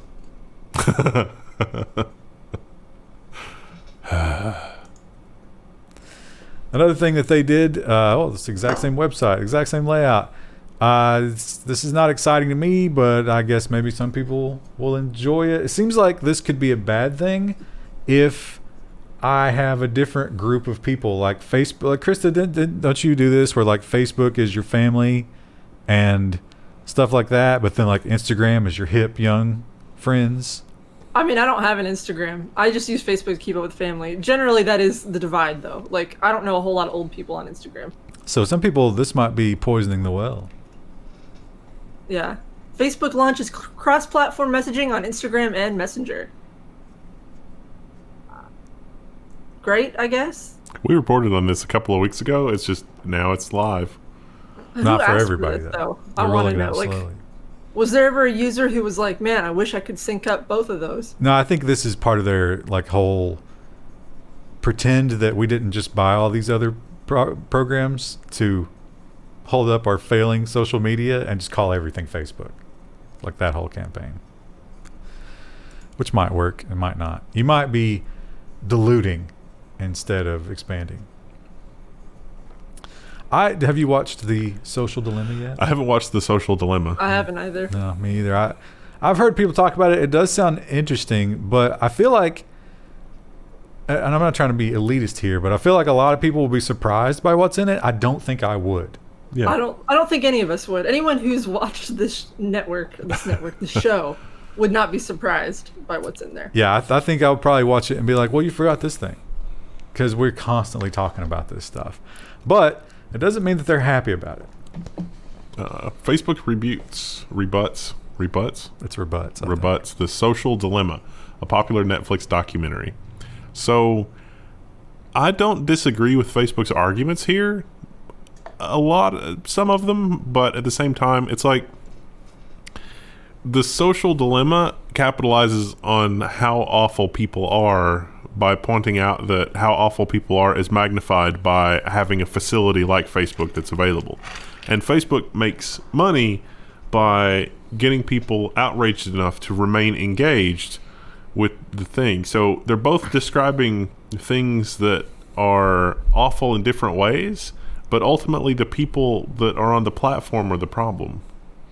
Well, what's funny, so if you read the actual PDF they released, I think it's like in the 4th paragraph of this article. Number 2, you are not the product. You absolutely are the product if you're on Facebook. Absolutely, you are. Yeah, it's you can remove your preferences, and it's like, not really, though, and it's not easy to do. And documentaries are almost always, much like Facebook, they're built to keep your attention. Yeah. They will sacrifice reality, if not the truth, for a little bit of drama. So it's kind of like, the Spider-Man pointing at Spider-Man kind of thing here. But yeah, I don't think that Facebook can really say anything to deny the darkness that it brings to our lives. I mean, they absolutely did deny pretty much all the points in the documentary, but that's a good point. They can deny it, but they will be lying. Yeah. I don't use Facebook, and it affects me. And it still follows you around the web everywhere you go. Yeah, so sometimes I wonder, what if I just burst onto Facebook and started, all the people that I used to know in my life just started connecting to, what would happen? I probably wouldn't care. I deny most people who try to friend me. Even if I knew them, I'm like, I don't care what you're doing. You don't care what I'm doing. I don't ever post on here. But Trump. Denied. Facebook also has another problem. For example, we talked about Palantir, and what's the name of the other one that's stealing all your... it's scraping everything. I can't believe I forgot the name of that. I don't know. Now that you've asked me, I can't remember. The one that's scraping everything to incorporate it into their facial recognition database? Right, the AI company. Clearview, yeah. Oh, so companies like Palantir and Clearview are using Facebook data. Did we talk about the one where they had the documents on how to avoid detection? It's like, here's how you create a Facebook account. And so you need to browse during this time, and then you can wait this amount of time, and then you need to go in and you need to friend some people, and then do some, they had a full explanation of how to make a fake account, but seemed like, I think law enforcement, they taught this to law enforcement. So it didn't get caught up by the Facebook algorithm. And Facebook hates that, and that's why they're going after these people. Facebook sues 2 Chrome extension makers for scraping user data. Facebook has sued the makers of UpVoice and Ads Feed Chrome extensions. I thought I couldn't, so okay, it's scraping user data, but I couldn't find, what they accuse these extension makers of doing. I don't think is worse than the Facebook like button scraping the same information from any websites to feature the like button. It couldn't be. How could it be? The like button has so much more accessibility. Right? Yeah, well, it's rules for you, not for us. You signed the user agreement. We didn't. How dare you do the same thing that we're doing? How dare you? And Facebook, as we said, is front and center for campaign issues. I don't think either candidate embraces them. I mean, Trump certainly has his problems with them. Yeah. It seems like the other side of the aisle does too. Biden campaign blasts Facebook for regression, and they're just complaining about a lot of the same things that we're complaining about. But this doesn't seem like they especially know what they're talking about. If I was Kamala, I would be pissed that my name doesn't have a cool little thing like this. Krista, what would you do to Harris's name to give it the same kind of thing as the E in Biden? Disconnect the loop in the R from the stem of the R. What does that represent? Nothing. Same as just connecting the E. I guess the E is supposed to be like an American flag. Yeah, that's the stripes. Right. Stars and There's not really anything you could do easily with those characters. I guess you could do the negative space in the A and make that a star. Yeah, you make that the blue stuff. Krista, you should submit that. I should be a graphic designer. To the campaign. That's perfect. Yeah. How did they not come up with that? It took us, what, a minute and a half? Less? Maybe that was attempted and it looked strange with that particular typeface. I don't know. Yeah, well, you keep trying. You know what? You go through 500 iterations and you spend $50,000 that the campaign pays for without batting an eye. You're making a joke right now, but that's exactly how much that kind of thing costs when you're making a logo. I'm well aware of that. Some of you might be counted in this number. You shouldn't just trust this, though. You are the 26%. I will be the first to tell you. Double check it. Some people in the comments be like, yeah, because you're stupid because batteries. 26% of U.S. adults get their news from YouTube. Hello and welcome. We have a Patreon and a Flowplay if you would like to subscribe. A lot of people have moved over there because you can get really cool RSS feeds and audio-only versions and stuff like that. So, yeah, a lot of people watch the Level 1 news over there instead of YouTube. But hey, whatever. It's all good. And a thing to note here, of course, is that we're just reading from other news sites usually. So again, just double check anything that we say. But we do, I think the important thing that we provide, if we provide anything of importance, it's to question them and sometimes draw comparisons between competing stories and contradictions from the week before from the same publication, which is the same thing that you need to do in your life. Yeah. We've even pointed out a few times when the same author was used from the same publication, and it's like, these things don't make any sense. They said this last week, and now they're saying this week. What's going on? But not Kyle Wiggers. The man's beyond reproach. How come we see so many articles from him? He's like their top writer on one of those Because he's an amazing journalist. He's at the guess. top of his field. I will say, in the Twitch lurkers, they post a lot of that talking head stuff. And you can like get some real bad information on YouTube. Yeah. For sure. That's probably what makes them paranoid. That's probably why we have to be super careful with the whole monetization thing. Although, yeah, you do have to be super careful on YouTube because YouTube is very corporate friendly. They will suppress the truth if they think it threatens their ad dollars, as illustrated here. Nikola issues copyright takedowns against critics who use the rolling truck clip. So the video of the truck that didn't work is at the center of YouTube copyright battle. So a lot of people did videos on that to say, hey, this is actually rolling downhill. They got copyright strikes. And YouTube said, hey, that has to be done manually. And Nicola said, oh, it's the YouTube system. Yeah, so they can put in a video that they own and search and see if it appears anywhere else. They did that and struck them all. And some people have said this was a press video that they put out for public consumption. We played it with commentary over it. If there was a picture in the encyclopedia next to fair use, this would be that picture. It was literally provided to press for press use. And transformed because of a major news story. Yeah. Misinformation, of course, not limited to Facebook and YouTube. It is on all of the social media. Twitter is a big one, and like everybody else, they're desperately trying to figure out a way to fight it. I don't know exactly how this is supposed to work, and I don't know if it's going to be very effective. Twitter is building Birdwatch, a system to fight misinformation by adding more context to tweets, according to TechCrunch. How long after this launches, let's get your estimation, both of you, until one of Trump's tweets is birdwatched? Literally 5 minutes. Yeah. I'd say Assuming he's tweeting for himself at all. Definitely going to be a same day kind of a thing. There's going to be like a huddle, and the engineers are going to just be like, we built what you asked us to build, and there's just going to be a lot of like grunting and teeth grinding. Facebook did this too, though, where they have the little thing underneath that it'll explain. Or like YouTube has a thing like, this is from this particular news organization. Learn more about them here. So, I mean, there's already a precedent for this. It just hasn't appeared on Twitter yet. But it will. Yeah, it'll be instant, yep. And speaking of Trump, that is a big story this week. He's a little under the weather. He didn't as of this recording. He didn't wear a mask. And a lot of people are kind of enjoying the fact. They kind of see it as him getting his comeuppance with this whole situation, maybe not taking it seriously. But Twitter has put their foot down in one aspect of what you can and cannot say about our glorious leader.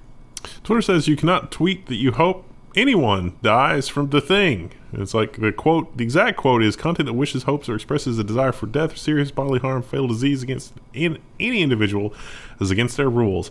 That seems reasonable. It is if it's universally applied, which I would say it's usually not. I would say right now we could probably, within 45 seconds find 500 instances of people wishing death on Twitter. Yeah. There's a lot of that. Remember the Bin Laden days when Twitter was around then? There was a lot. What about Death to America? That's not a person. Death to eggnog. You can't kill an idea, Wendell. You can go to war with one for decades, but you can't kill it, as illustrated by the loss of the war on every front. What, Krista? I said ideas are bulletproof from V for Vendetta, but yeah, checks out. Yeah, and the Assange story from the previous stories is definitely a case of the penis might here. But Assange isn't an idea. He's an actual human that's being treated like an idea. But yeah, I mean, it's just like, why are we, Listen, we can't beat war, poverty, drugs, childhood obesity, but we can get Assange. And our final story shows the danger of certain kinds of social media.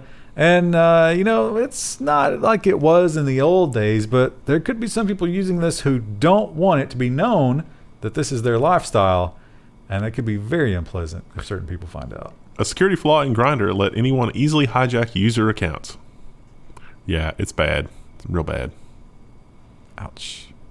Grindr is a dating app, I guess? It's the gay version of Tinder. For gay men, yeah.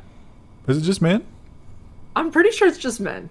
I might be wrong. Is there a girl version? I don't know.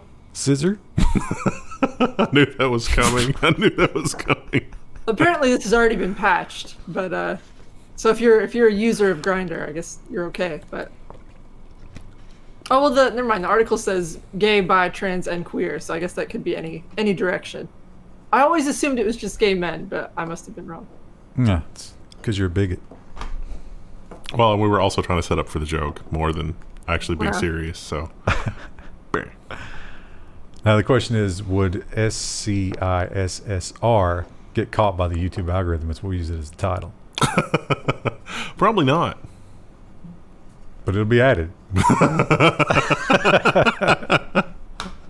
Some guy he gets into work on Monday and then he sees that as like one of the things he has to review and he just like sighs deeply and lights a cigarette, adds it to the word list. And then a big light starts blinking in the back. It's like no smoking. Krista, how about could you give me a get well, Mr. President, goodbye? No. That's what I expected. Hello, everybody. It's October 9th, and we're doing security and nonsense. And I don't have anything else to say. I was kind of waiting for a follow-up. I Usually give was us trying something. to think of anything interesting, and it's like, I don't really have anything. Well, if you want to hack on something and, you don't sign up for Linode for some reason, I don't know, maybe you're already on Linode. One thing that you can play with, and we now know that it is in fact genuine, is the Windows XP source code. Windows XP leak confirmed after a user compiles the leaked code into a working OS. It's missing a few components, but it is authentic. One of the components that's missing is winlogin.exe, but most of the rest of the operating system is there. It's not just Windows XP, it's also 2003, so like Server 2003. So that's quite the extensive code base. And that's got to be great for a compatibility layer. Maybe we can fill in the missing pieces from Wine. Although, if you do that, it has to be a clean room. So there has to be one person that only ever has access to the Windows XP source code who explains to another person what they saw in order to build that perfect compatibility layer. He was able to Frankenstein in some drivers and the WinLog on and stuff and get a somewhat functional version, but you probably won't be able to get a free version of Windows XP anytime soon. You still have to. We could probably get that for 50 cents at this point. That seems exceedingly dangerous anyway, given the security aspect. Throw caution to the wind. It's 2020. What else could go wrong? That could be fate. What? So don't tempt it. Don't tempt fate. Things like that. That could be your Devember project. Is like, oh, look at what I did. I did, Bob's modern Windows XP, which has had its driver layer updated to work with Windows 10 drivers. And I'll put that in the cloud for the world to hack into. That's a great idea. Well, so if you do develop those remote development skills, one place that you might want to apply for a job, because there might suddenly be some job openings there, is the shipping industry. I have a feeling some people might have lost their jobs. All 4 of the world's largest shipping companies have now been hit by cyber attacks. Ransomware specifically. The maritime industry needs to focus more on securing its shore-based systems and stop prioritizing the less likely ship-based attacks. Now, this is not the ships themselves. This is the docks and all of the how they're managing the cans. And yeah, there are amazing software systems that keeps track of all these little cubes right here. Oh, those aren't inventory. Cubes. They're rectangles. But shipping containers. It's a very complicated, and if you're shipping, I mean, how many containers are on those ships? It's thousands. Because the crazy thing about it is the ones you see, there are more below there, below the water level. So if you can't figure out which one I paid for and where that's supposed to go, that's a problem. Yeah. Flashbacks to the 2020 toilet paper shortages in March. People just overturning ships, going through the cans, trying to find things. Remember, we did a really horror story where a bunch of like really mangled children's dolls were washing up, and it was because they lost the container at sea, and it finally rusted open from wherever it was, and all the dolls floated to the top, and so it was just a massacre wherever those washed up at. Oh no. What's happening? It's like, yeah, we lost a shipping container. That'd be funny. Like, you're prying off the locks off those shipping containers. It's like, let's hope it's cornmeal or wheat. And you pop it open, it's like, it's cocaine again. We can't eat this. There's not a single Chef Boyardee in here. Well, we all know that 2020 is suffering from a WAP problem. I knew that was coming. Some people might say that's not a problem, but it's not what you're thinking. It's the other WAP. Google removes 17 Android apps caught engaging in WAP billing fraud. So it turns out that you can download it, like in some markets, you can download an app and it can bill you through your wireless carrier. That's the wireless part of WAP. Now, there's so many fraudulent apps. You need a bucket and a mop to clean them all up.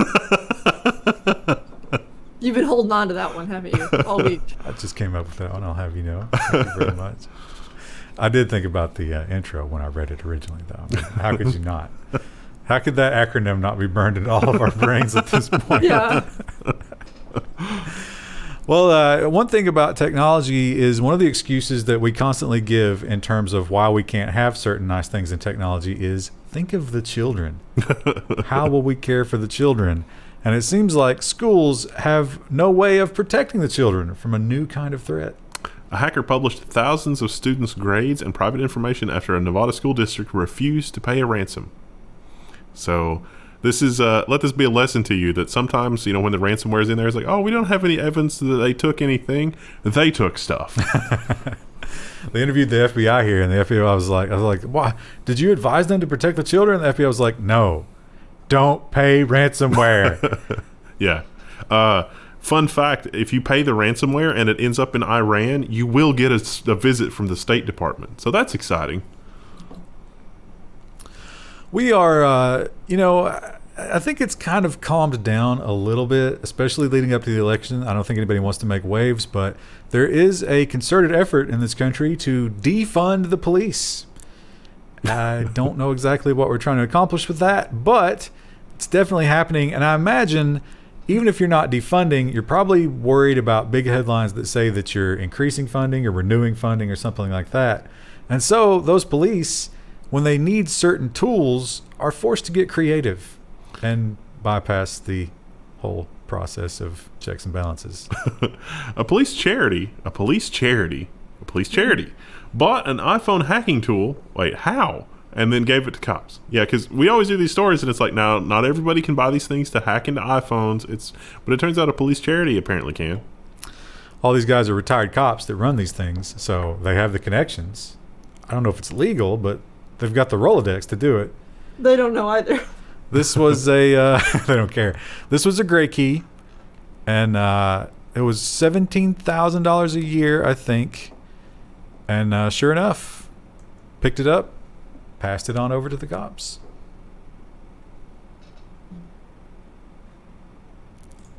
Something ain't right about that. Well, A little bit scarier than a shipping container or a shipper being affected is, of course, hospitals. Now, we saw the story was a couple of weeks ago. The woman actually died. That was in the UK, and the ransomware people had no idea. And then when they did, they were like, all right, here's the key. It's unlocked. But somebody had already died. That has been turned into a murder investigation. Wow. Yeah. But it hasn't stopped other ransomware people from picking up the torch. Healthcare giant UHS hit by ransomware attack, sources say. So this is a global, not global, but like a regional provider, I guess. There's something like 400, 600 hospitals were affected by this. That is a common thing where one giant umbrella entity will just buy up all the little hospitals in a place. Yeah, it's if you're, in charge of IT and technology for that, you've done something wrong in your architecture if that type of a failure makes all of those hospitals vulnerable. But you've done something right in your architecture if you're harvesting all that medical data. To sell to the insurance companies? Anonymizing it, of course. This is a little bit of a non-story, although it does reveal the relationship between our tech overlords and our law enforcement overlords and how they communicate with one another and how they make money selling and buying data about us.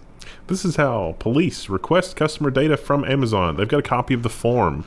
This is like the most mundane thing. This reads like something from like a Ray Bradbury novel where it's just like, okay, fill out the form, blah, blah, blah. Let us know what you needed. There is, like, if it's an emergency or whatever, there is a way to bypass this. But yeah, it's just, who's the Amazon customer? And it gives you an idea of the type of data that you can get. Purchase history, Amazon AWS access. So if the target is an AWS customer, that law enforcement can get surreptitious copies or access to their Amazon AWS instance. It takes a lot to build that out, that kind of infrastructure. The thing that they didn't really expand on, and I wish they would have, is, like you say, there is a checkbox that's like, I don't have time for a review. Just give me the data. I swear I am who I say I am. Yeah. Does that work the way I think it works? Probably. That could be abused. I'm Inspector Clouseau of Scotland Yard. Send me send me that S3 bucket now. And Amazon's just like, well, he did say he's from Scotland Yard. Sir, we have an Inspector Gadget who's requested 500,000 different users' data. Moving on to nonsense. Now, Subway is one of those weird places. As a younger man, I ate a lot of Subway. It was pretty good. I think nothing about them anymore. Yeah. I was never super into, Subway is exactly fine. I don't ever want to go to Subway, but, if someone's like, do you want to go? I'd be like, yeah, okay. I love the chicken bacon ranch, but they always put way too much ranch on it. So I have to get the ranch on the side and just a tiny drizzling of ranch, but I just don't have the taste for it anymore. Yeah, seems like something changed. I don't know. But in Ireland, where they have some interesting laws, it's funny. Europe has, because in German they've got the beer law. Yeah, it's got to be beer. And of course champagne. Yeah, it's not champagne if it's not from Champagne. Turns out Ireland's got some laws about bread. Irish court says the Subway bread is too sugary to be called bread. This is a tax thing, of course. But yeah, there's too much sugar in Subway bread for it to actually be called bread. So bread is a staple food that is not subject to VAT taxing. And they said, hey, these might be sandwiches, but it's bread, so we don't really want to pay you VAT taxes. And they said, check the law, bro. Turns out, because bread is a staple, but donuts aren't, the threshold is 10%. There is 10% sugar in Subway bread. That is kind of horrifying. I can see that. It doesn't really taste all that sugary. A friend of mine in Europe said when she came over here that everything tasted like it was way sweeter, way too sugary. And she specifically cited bread as being really sugary here. Well, she's right. Yeah. 10%. That is a non-trivial amount of sugar. That is a lot of sugar. Yeah. And speaking of things that we consume a lot of here in the U.S., this one probably doesn't surprise you, especially considering the year we've had. Americans are drinking more alcohol than in 2019. It's up by quite a bit. And alcohol companies, they don't need to bother with any kind of advertising anymore. Just flash news headlines. Yeah. You're gonna die. Drink Greatest Michelob. changes were among women and people 30 to 59 years old. Yeah, the women one was crazy. It was like a doubling. 41%. I basically almost never drink, and I bottled a bottle of wine this weekend. So Did you drink all of it and get wild? I got wild. I had 2 glasses. I think we're going to have to do another drunk news soon. Were you just like, It's almost holiday season. We usually do one around the holiday. were you just out there with all of your plants on the balcony, topless, going crazy, I was playing Minecraft, and I was relaxing. frolicking among your peppers? Yeah. No, I have a compost bin now. That's the new thing that I'm going to be No, exciting. obsessively watching through the winter. How do you? You're not supposed to open it up too often. Are you just like constantly looking? No, I started to today, and then I was like, I don't need to look. I don't need to look. It won't be dirt yet. What's it take? Like 6 months minimum. Not 6 months. I think it can be anywhere from like 2 to 6, I guess. Yeah, so it depends on how hot it is and how good your mix is and how. Are you looking at doing some like myco supplementing, dropping some spores or something in there? No. Worms? Now, the thing I read online said that if you do get worms or like flies or anything like that, that's normal and that's okay. Don't worry about it. They'll help break it down faster. I haven't seen any yet, but It's important to note that's in your compost, not in your stool. I've got worms in my stool. Ah! Well, you know where it would be a nightmare to have worms in your stool? The International Space Station. That would be so embarrassing trying to explain that to the other astronauts. It's like, And like I have parasites. you think you've cleaned it all up and hidden it to hide your shame, and then you're like, it's like, oh, just whistling, going about your day, and one is like slowly floating through the air. it's like, and it's like, yeah, and it's moving, and it's just, oh. And no one will own up to it, so you got to do a butt check. Anyway, yeah, that would be terrifying, but they have a new weapon to fight against such a horrific thing happening to them. Here's an article about NASA's new $23 million space toilet. It's ready for launch. The upgraded toilet could be used on the moon flights one day. There it is. They have a diagram of it. Lid, seat, urine hose. Somehow there's a positive airflow that tries to mimic gravity. Basically, they suck the turds right out of you. Nice. Probably. I mean, that'd be terrible too, though. If you're, I don't know. I mean, I guess the guys can just, it's point and shoot. But like, for women, how do you pee in space without the pee going? Well, everywhere? they mentioned that the urine hose, obviously, Krista. Yeah, I and guess. they mentioned that it was more vagina friendly this time around. Nice. Imagine you're up there for what, 6-7 months, Sometimes a year. and like you totally get used to that kind of toilet, and you come home and you're like, I don't remember. I don't think that would happen. I don't know what to do. Don't think that's going to be an issue. You think maybe there's some highly educated people Yeah. in space? Well, we love to do animal stories here in the Level 1 News in the nonsense section, and most of the time it's animals with exceptional abilities, and this one is no exception there. Amazing animal here. Rat that sniffs out landmines receives award for bravery. Magawa, it's a 5-year-old African giant pouched rat, was recognized with a prestigious honor for detecting mines and explosives in Cambodia. 5 years in that work, and it managed not to get blown up. I'm not sure it weighs enough. I think that's I part think of it. that's why they use them. Yeah. It'd be funny if, of course, rats don't have cognition on that level. But what if they went to the award ceremony? He's like, I've been doing what? You pricks. Thought you were just giving trying me to get treats. treats. Yeah. Just playing your stupid game. And speaking of treats, we have a new breakthrough thanks to an animal that was described as extremely food motivated. Kitty see, kitty do. Cat imitates human in first scientific demonstration of behavior. So this is a pet store owner. What was not clear to me is how is a pet store owner participating in a scientific research study? No, they explained that. Because the cat was part of the pet store, not the research study. So the pet store owner knew the researcher, And the researcher was like, I'm doing research on this. And the pet store owner was like, oh, really? Because my cat does that. And she was like, cats don't do that. She's like, well, come and watch.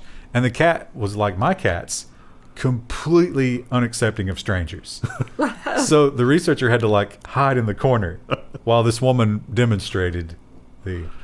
Unfortunately, there's a dark cloud over this story. This cat's dead. It had a kidney problem. Yeah. Not good. So it's famous, but posthumously. The cat was able to make the cognitive leap about, its owner's limbs and face mapping to its own limbs and face. So when the owner would, rub her face against a box, the cat would rub its face against a box, or use her left hand, its left hand, right hand, and so on and so forth. And it was because it was extremely food motivated. Like the pet store owner would give it treats, and it would do pretty much whatever she asked. It's basically a dog. Yeah. Well, you can behave extremely well if there's food involved. They mentioned, I can't find it here, but they mentioned all the other kinds of animals that can do this, and it's like dogs, dolphins, primates, obviously, and so there's a handful of others, but we did not think cats could do it. So, congratulations and rip. Rip in peace. The big presidential debate happened. Boy, that was something, wasn't it? That was... I wish I'd bought my bottle of wine sooner.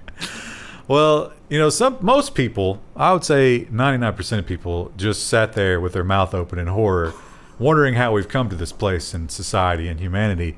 But there was that 1%. Fire up the Mike Judge movies. Who saw an unprecedented opportunity and seized it. But now they've been stopped. CBS News reports that Amazon and eBay have already blocked sale of merchandise with stand back and stand by because apparently the white supremacists and other extremist groups picked up on that, and that was his instruction for the Proud Boys. Yeah, they were like, "Will you tell them to stand down?" And he told them to stand by. And that's why I needed alcohol. And I didn't have any. I think, honestly, though, I'm going to play the devil's advocate here. To me, that was the most insulting part of that debate, where that terrible moderator was like, "Will you denounce white supremacy?" Like, what a stupid question. Of course. That seemed like it was a softball question. The answer is yes, I will denounce it. But you're buying in. But there's a lot of unspoken stuff there that you're agreeing to when you say yes. You're saying that, maybe in the past I haven't done that, or that these groups are white supremacists. But he could have just clarified his stance and been like, I denounce this, and then, blah, blah, blah, the left. Whatever. But he didn't do that. Yeah, well, he's not the brightest guy in the world. But and then these people started making T-shirts. They were ecstatic about it. I think the Proud Boys are essentially like a frat for guys who would never join a frat.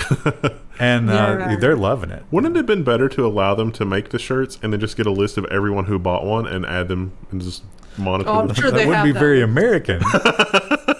Yeah, I'm sure that already exists. Yes, Mr. Jinping, that would be a good idea. We live here in coal country, or at least it used to be coal country. It's all gone now. Degrees of separation to black lung, mine is like 1. 1. Yeah. So this is really something that we are familiar with, and these coal companies are, when you know more about it like we do because it's in our lives, they are really some of the most evil human beings. It's like Jeff Bezos, but on a more redneck level. That's basically what you're dealing with here. And how could it possibly hurt pouring all this coal dust and runoff back into the river? It was already there in the mine. Or you breathing it for 12 hours a day. And so this is a little bit of comeuppance, I think. It's sad, I guess, but he brought it on himself. Bob Murray, who fought against black lung regulations as a coal operator, has filed for black lung benefits. Turns out he's not doing well. Get shit on. This is a guy who started out as a miner. I mean, he's ancient. I think he was mining in like the 40s or something. And he worked his way up to management and then began to denounce the idea that black lung was anything. It's definitely a thing. Like, for sure, it's a thing. Yeah. It's absolutely a thing. I can't wait for nanotube lung. Tube lung. I got the tube lung. Popcorn lung. Ugh. This is more of just, the insanity that we've come to in terms of human communication and our children. Students suspended over recording of Calgary school principal using the N-word. So this was an assembly where the principal was, according to school... No, I think it was more private. Oh, was it? Because it was just black students he was talking to. Oh, well, he said something along the lines of, why is it okay for you to use the N-word? But he said the N-word, and not okay for people like me to use the N-word. And I think he was trying to explain something. He was trying to get them to stop doing it. Yeah, because it's not appropriate. Exactly. But they were like, we can use it because we're black. And he was trying to no. explain that's like, no, we have a policy. But that's not really what's at question here. They recorded him. One of those kids had a phone running and released the recording of him saying the word, which has been quite negative for his PR. Now, the school has a policy against recording anyone without their permission. So they were suspended on that ground, but there's a lot of baggage around this whole thing. Yeah. It's hard to choose a side on this one. Yeah. I'm not going to bother. Yeah. This is this is in the UK. Yeah, you read this headline, you think it's American, right? Yeah. I'll admit, I would think this is an American headline, but across the pond, I guess they got weebs over there too. Man 41 loses a quote-unquote unprecedented legal bid for parents' financial support. Yeah, so he said, it's like, you're my parents, you owe me something. And the court of law said, no, they don't. 41. Okay, so it says his parents will support him, allowing him to live in a flat in central London that they own. This sounds like this guy's really rich and is hoping to maybe inherit more than he already has. I don't know. They held on a little longer than he thought. Yeah. What a truly awful human being. Trust fund kid. Do you think... Well, okay, so yes or no, and if yes, how many katanas does this man own? Yes, 8. What do upper class rich Londoners do? Do they play polo? Sue their parents. I doubt he's on the polo court. I don't think he could mount a horse. I don't know. So NASA is looking at new ways to raise money, it seems. I don't know. I mean, this seems within our reach. It's $21,000 an hour. So we could do that. Can you imagine? I don't know if I agree with this. It's like, who does it hurt? But then again, like, that's publicly funded. Yeah. So it's a little distasteful, I'd say. Estee Lauder works with NASA to send iconic advanced night repair into space. So Estee Lauder has hired NASA basically to film a commercial for them. And NASA's on board with it because NASA's going to get a lot of money. Well, $21,000 an hour. Chris, are you a Estee Lauder girl? It's Estee Lauder. Oh, pardon me. Well, I'm not an Estee Lauder because they're expensive as hell. I don't buy Estee Lauder. Well, it's not going to get any cheaper because they're putting their shit in space. what could we reasonably complete in an hour that would be worth? I'm sure that like Mr. Beast or Linus Tech Tips or one of those people can do. It's like build a computer on the space station and that'll be a video. Seems like a no-brainer. They must not be doing real. I feel like they've spent a lot of money on like random weird ads. There was one for some music video, and it was like a country music video, and it was very obvious because they like pulled it out in the video and were like, "Here's this night cream," and it was strange. What's that got to do with country music? I don't know. It was I can't remember the name of the artist. Someone showed me the video, and it was very insulting. They also did it with like Doritos. Like in the same video, someone pulled out a bag of Doritos and ate it with like the logo facing out, and there was no hint of irony or like that they were in on the joke. It was just how the video was filmed as like an ad. the thing that threw me at first is the product has the word repair in it, and I thought it was Estee Lauder was going to help fund some sort of optional repair in exchange for doing a commercial. And it's like, no, that's the name of the product. That's the commercial. You just hit on it. There's a breach in the space station, and they're like, "Oh God, we're losing oxygen!" And then one of them spacewalks out there and just squeezes the night repair off. Spackles it on there. And then you show her washing her face at the end. They throw the water, and the water just glistens in the air. He gives the thumbs up, and then forward to all the corpses floating in the space station, because that doesn't do that. But at least I look young and beautiful while I sit here with all my corpses of my colleagues. Do you think, considering the cost for payload to get to the space station, do you think the women take makeup? No. You're allowed a little bit of personal weight, but it's not much. Yeah, but that's like desert island stuff, right? Are you going to bother with that? I wouldn't bother. How much, Krista, with your daily makeup routine, how much weight would you need for a 6-month supply?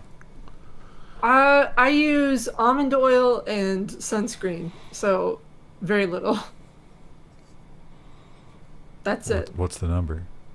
What's the number? I don't know how Are we much talking those about things weigh. 20 ounces or? Yeah, I guess something like that. It wouldn't be a lot. What's that cost? Engagement challenge. What's it cost to get 20 ounces to the space station? Oh, I thought you meant sunscreen almond oil. I was like, not much. Every week, have we missed a week yet with the Zoom embarrassment? No. I think we've had one every week. Every week. Yeah, just about. Argentinian politician ashamed after he sucks woman's breast on Zoom meeting. Politician says he's very ashamed after being caught engaging in a sexual act on a Zoom call broadcast to. Oh no, there's a little tiny thumbnail of it too. I mean, it's just like, oh no. We won't play the movie, the video, but it's auto playing. But yeah, he just dives right in there. He really goes to town on him. He's like, I got disconnected, and then it reconnected. I didn't realize it reconnected. What's weird though is at least from the screenshots down here, it looks like they're looking at the camera. Yeah, he realized the camera was on, but he thought he had disconnected from Zoom. But apparently Zoom had reconnected, thinking that his disconnect was accidental. Or that's his excuse. And that is not his wife, by the way. But he had just purchased breast implants for that young lady. Well, obviously. Yeah. This is an exciting product. I'm a little bit terrified about what might come from this. I don't know if I would use it. I guess I probably would. It'd probably be worth trying. Krista? I don't know that I would. Just once, maybe? I don't want ads in my dreams. Dream shaping tech from MIT channels suggestions into your dream. So You're getting incepted. Guiding dream could be used to boost creativity or to comfort or to confront sources of stress and trauma. So all this the hand stuff is just to monitor when you get to a certain part of your sleep. Now, this is not REM sleep. They're targeting, what do they call it? Another part of your sleep. I thought REM sleep was when you dreamt. Hypnagogia. Not sure how to pronounce that word. But when you get to this is kind of like the surface dreams. When you hit that point, it detects it, and that's when it starts whispering in your ear and tries to make you think of things. And they got 60%, I think, people they told them tree, and they all reported some kind of tree in their dreams. Yeah. Whisper, Samsung. Some of the people reported really, really insane stuff. So I guess that's interesting. I think one of them was they were in a car that was made of a tree. The tree was never what you thought it would be, just like dreams usually are, but the tree was incorporated somehow. I don't know. If we start messing with people's dreams, the CIA is going to really mess us up. They're probably doing that to Assange right now. Yeah. Oh, he looked really messed up the first day he was in court. It's hopefully he's okay. Well, the Justice Department is hard at work. Hard at work on what, you say? Reining in political corruption? No. Organized crime? No, not that. Figuring out the violent protest infiltrators? Yeah, that could be an issue. Safeguarding the election? No, not that either. It's something else. 2 members of the notorious video game piracy group Team Executor in custody. I don't know if they were a video game piracy group or people that were working on hardware to unlock consoles. Mod chips. I have one of their products. Works really well. Is that really video game piracy automatically? So they claimed no, it's not. And in fact, they're very careful to sell these as homebrew. Right? And they'll even give you like one little sample Tetris clone. It's like, oh, here's a homebrew app. But the Justice Department argued that they went too far in their advertising.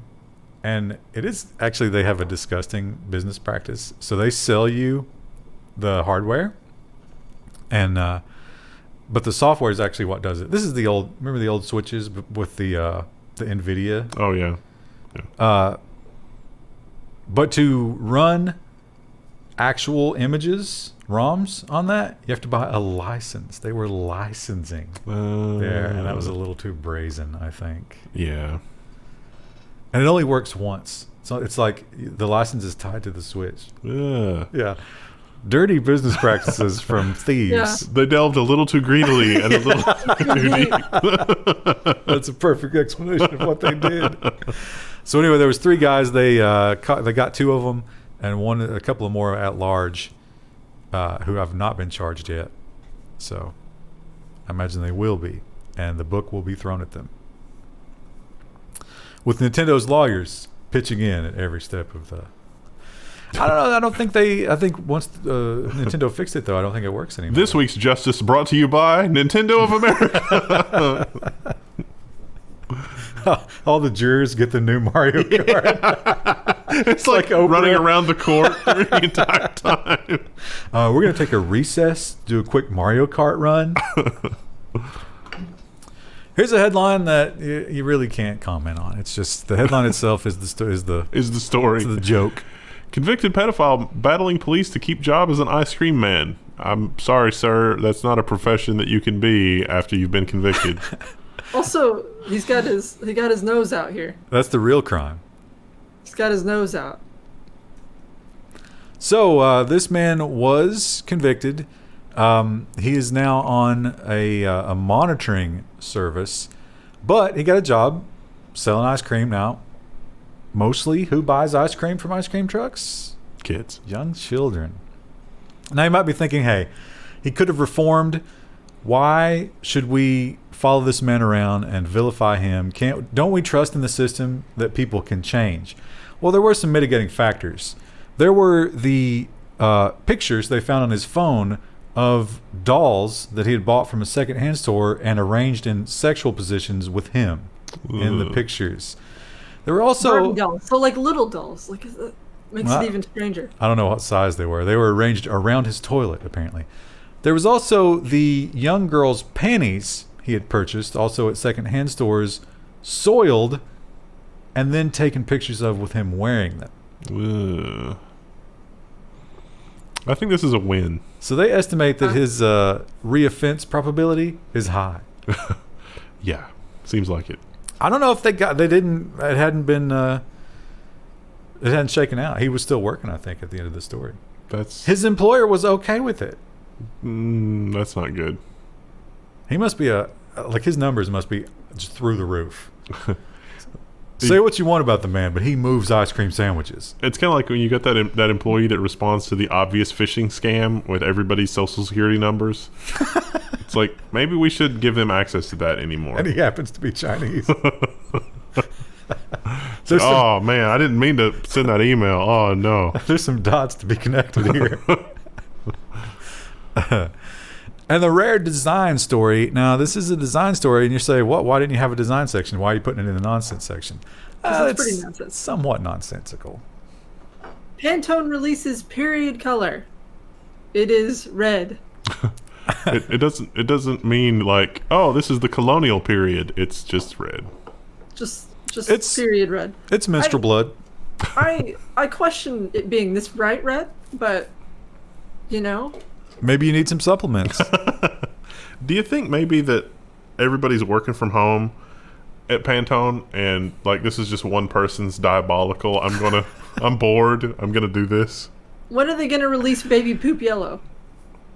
That's the real question. Is that different diets and different cultures might produce different shades of baby poop. But I think some weird colors. we all bleed red. That's the story here. Now, they say that the shade is intended to make menstruation more visible and help destigmatize normal bodily functions. Well, I could get behind destigmatizing normal bodily functions because we're all already prudish enough about all that. So, yeah, that's definitely true. But we gotta have a booger color then too. Let's do booger. Okay. Snot. Earwax. Yeah. What? Here's the idea, Krista. This can be your contribution to Pantone. Do the clay color for awareness for hepatitis. Oh. Hepatitis poop. I guess that's like an inside joke. The chat won't know about that. There was a Hep A outbreak a couple years ago around our town, and they kept typing up the symptoms, and the top one was clay-colored stools in all caps. That could be a Pantone color. Oh, right. yeah, this room is so lovely. It's such a nice clay color. It's like, yeah, the Pantone color for this is hepatitis poop. You move into the house and you call up the realtor. It's like, oh, I just have a quick question. We need to touch up the basement. What is that? Oh, that's hep stool. Yeah, that's a vinyl, easy clean hep stool. And our final story. Now, this. A lot of the times, our comments will descend into arguing about certain things, and one of the phrases that gets tossed around a lot these days is the science is settled. Now, I'm not anti-science. I would like to believe that I am pro-science, but I don't blindly trust it, just like I don't blindly trust anything. And this story is a perfect example of why we should not do that, because it has been monetized and politicized. Popular Mechanics reports that 13 scientists have said in a real journal that there's a black hole at the center of the Earth. How did this get published? So does that mean 2020 we're just being spaghettified and that's why everything is so weird? So the paper was it was a foreign publication, I think, but well respected apparently. I mean, I don't go in these circles, so I can't be sure. And somehow this is a peer-reviewed paper. So somehow, how many people do you need for a peer review? A lot. That many people, ever how many that is, read this and said, all right, I'm going to sign off on this. Now, they did something, or they are suspected of doing something. We've talked about, the AI that looks at your job application. So there are whole fields of study on how you can enhance your job application or your resume to make it AI friendly. And they believe that these guys wrote the paper in that fashion so that any AI that was looking at it would think it was real and actually really good. Which means that the review process might not be involving humans at all. People might just be signing off. That might be good. I noticed that YouTube has changed some of their stuff to be like a real human reviewed this, and it's like it doesn't make them not a moron. These guys have written other papers which were also nonsensical and also got published. Something about gravity waves sending signals to DNA and water molecules, and it's just like, this makes no sense. Macedonian Journal of Medical Science is the paper. So, the next time you say the science is settled, maybe think twice. You think maybe the explanation's a lot simpler than that, and that's just that anybody that's not completely stupid is actually just busy with other things, and so it's like, hey, we want to give you a very small amount of money to review this really hard thing for this journal because we don't make any money, and they're just like, I'm not going to bother with that because it's not worth anything monetarily. And so the only thing left is to try to get AI to review it because it's literally not worth anybody's time to review it. Yeah, well, I think when it comes to really hardcore science, it's so granular. Like, you're studying one frog. And no one else on Earth might even know that that frog exists. And so some of the terminology, even if someone else is in the biology field, they're not going to understand your specific frog's nuances. I wonder how Romeo's doing. Oh, he was just overlording over a giant brood, I think, last time we checked in. Making up for lost time. Making tadpoles while the sun shines. It's like the football player in Idiocracy. Yeah. Just, non-stop. They had to, I think they had to pack the female on ice a couple of times. Which was tough because she's cold-blooded. That's all we got for this week. Go sign up for November. Krista, give us a clay-colored goodbye. I don't know any other symptoms for Hep A. That was the only one that really stood out to me when we got all those health warnings. I think it was it like jaundice and coloring of the skin was one of them? Oh, yeah. But all those are color-related. I can't make a sound. I thought you had the thing. Synesthesia. But not for that. Oh, pardon me. Hello. Goodbye. I said the wrong word. Goodbye. That's a sign of hepatitis. Oh, no. I haven't been out to a restaurant, though. Hopefully I haven't. But you have been composting. I have. Playing. How would I pay for my compost? Because you've been pooping in the compost bucket. Of course, yeah. That's what everyone does in their compost bucket. Well, see you next week. Goodbye.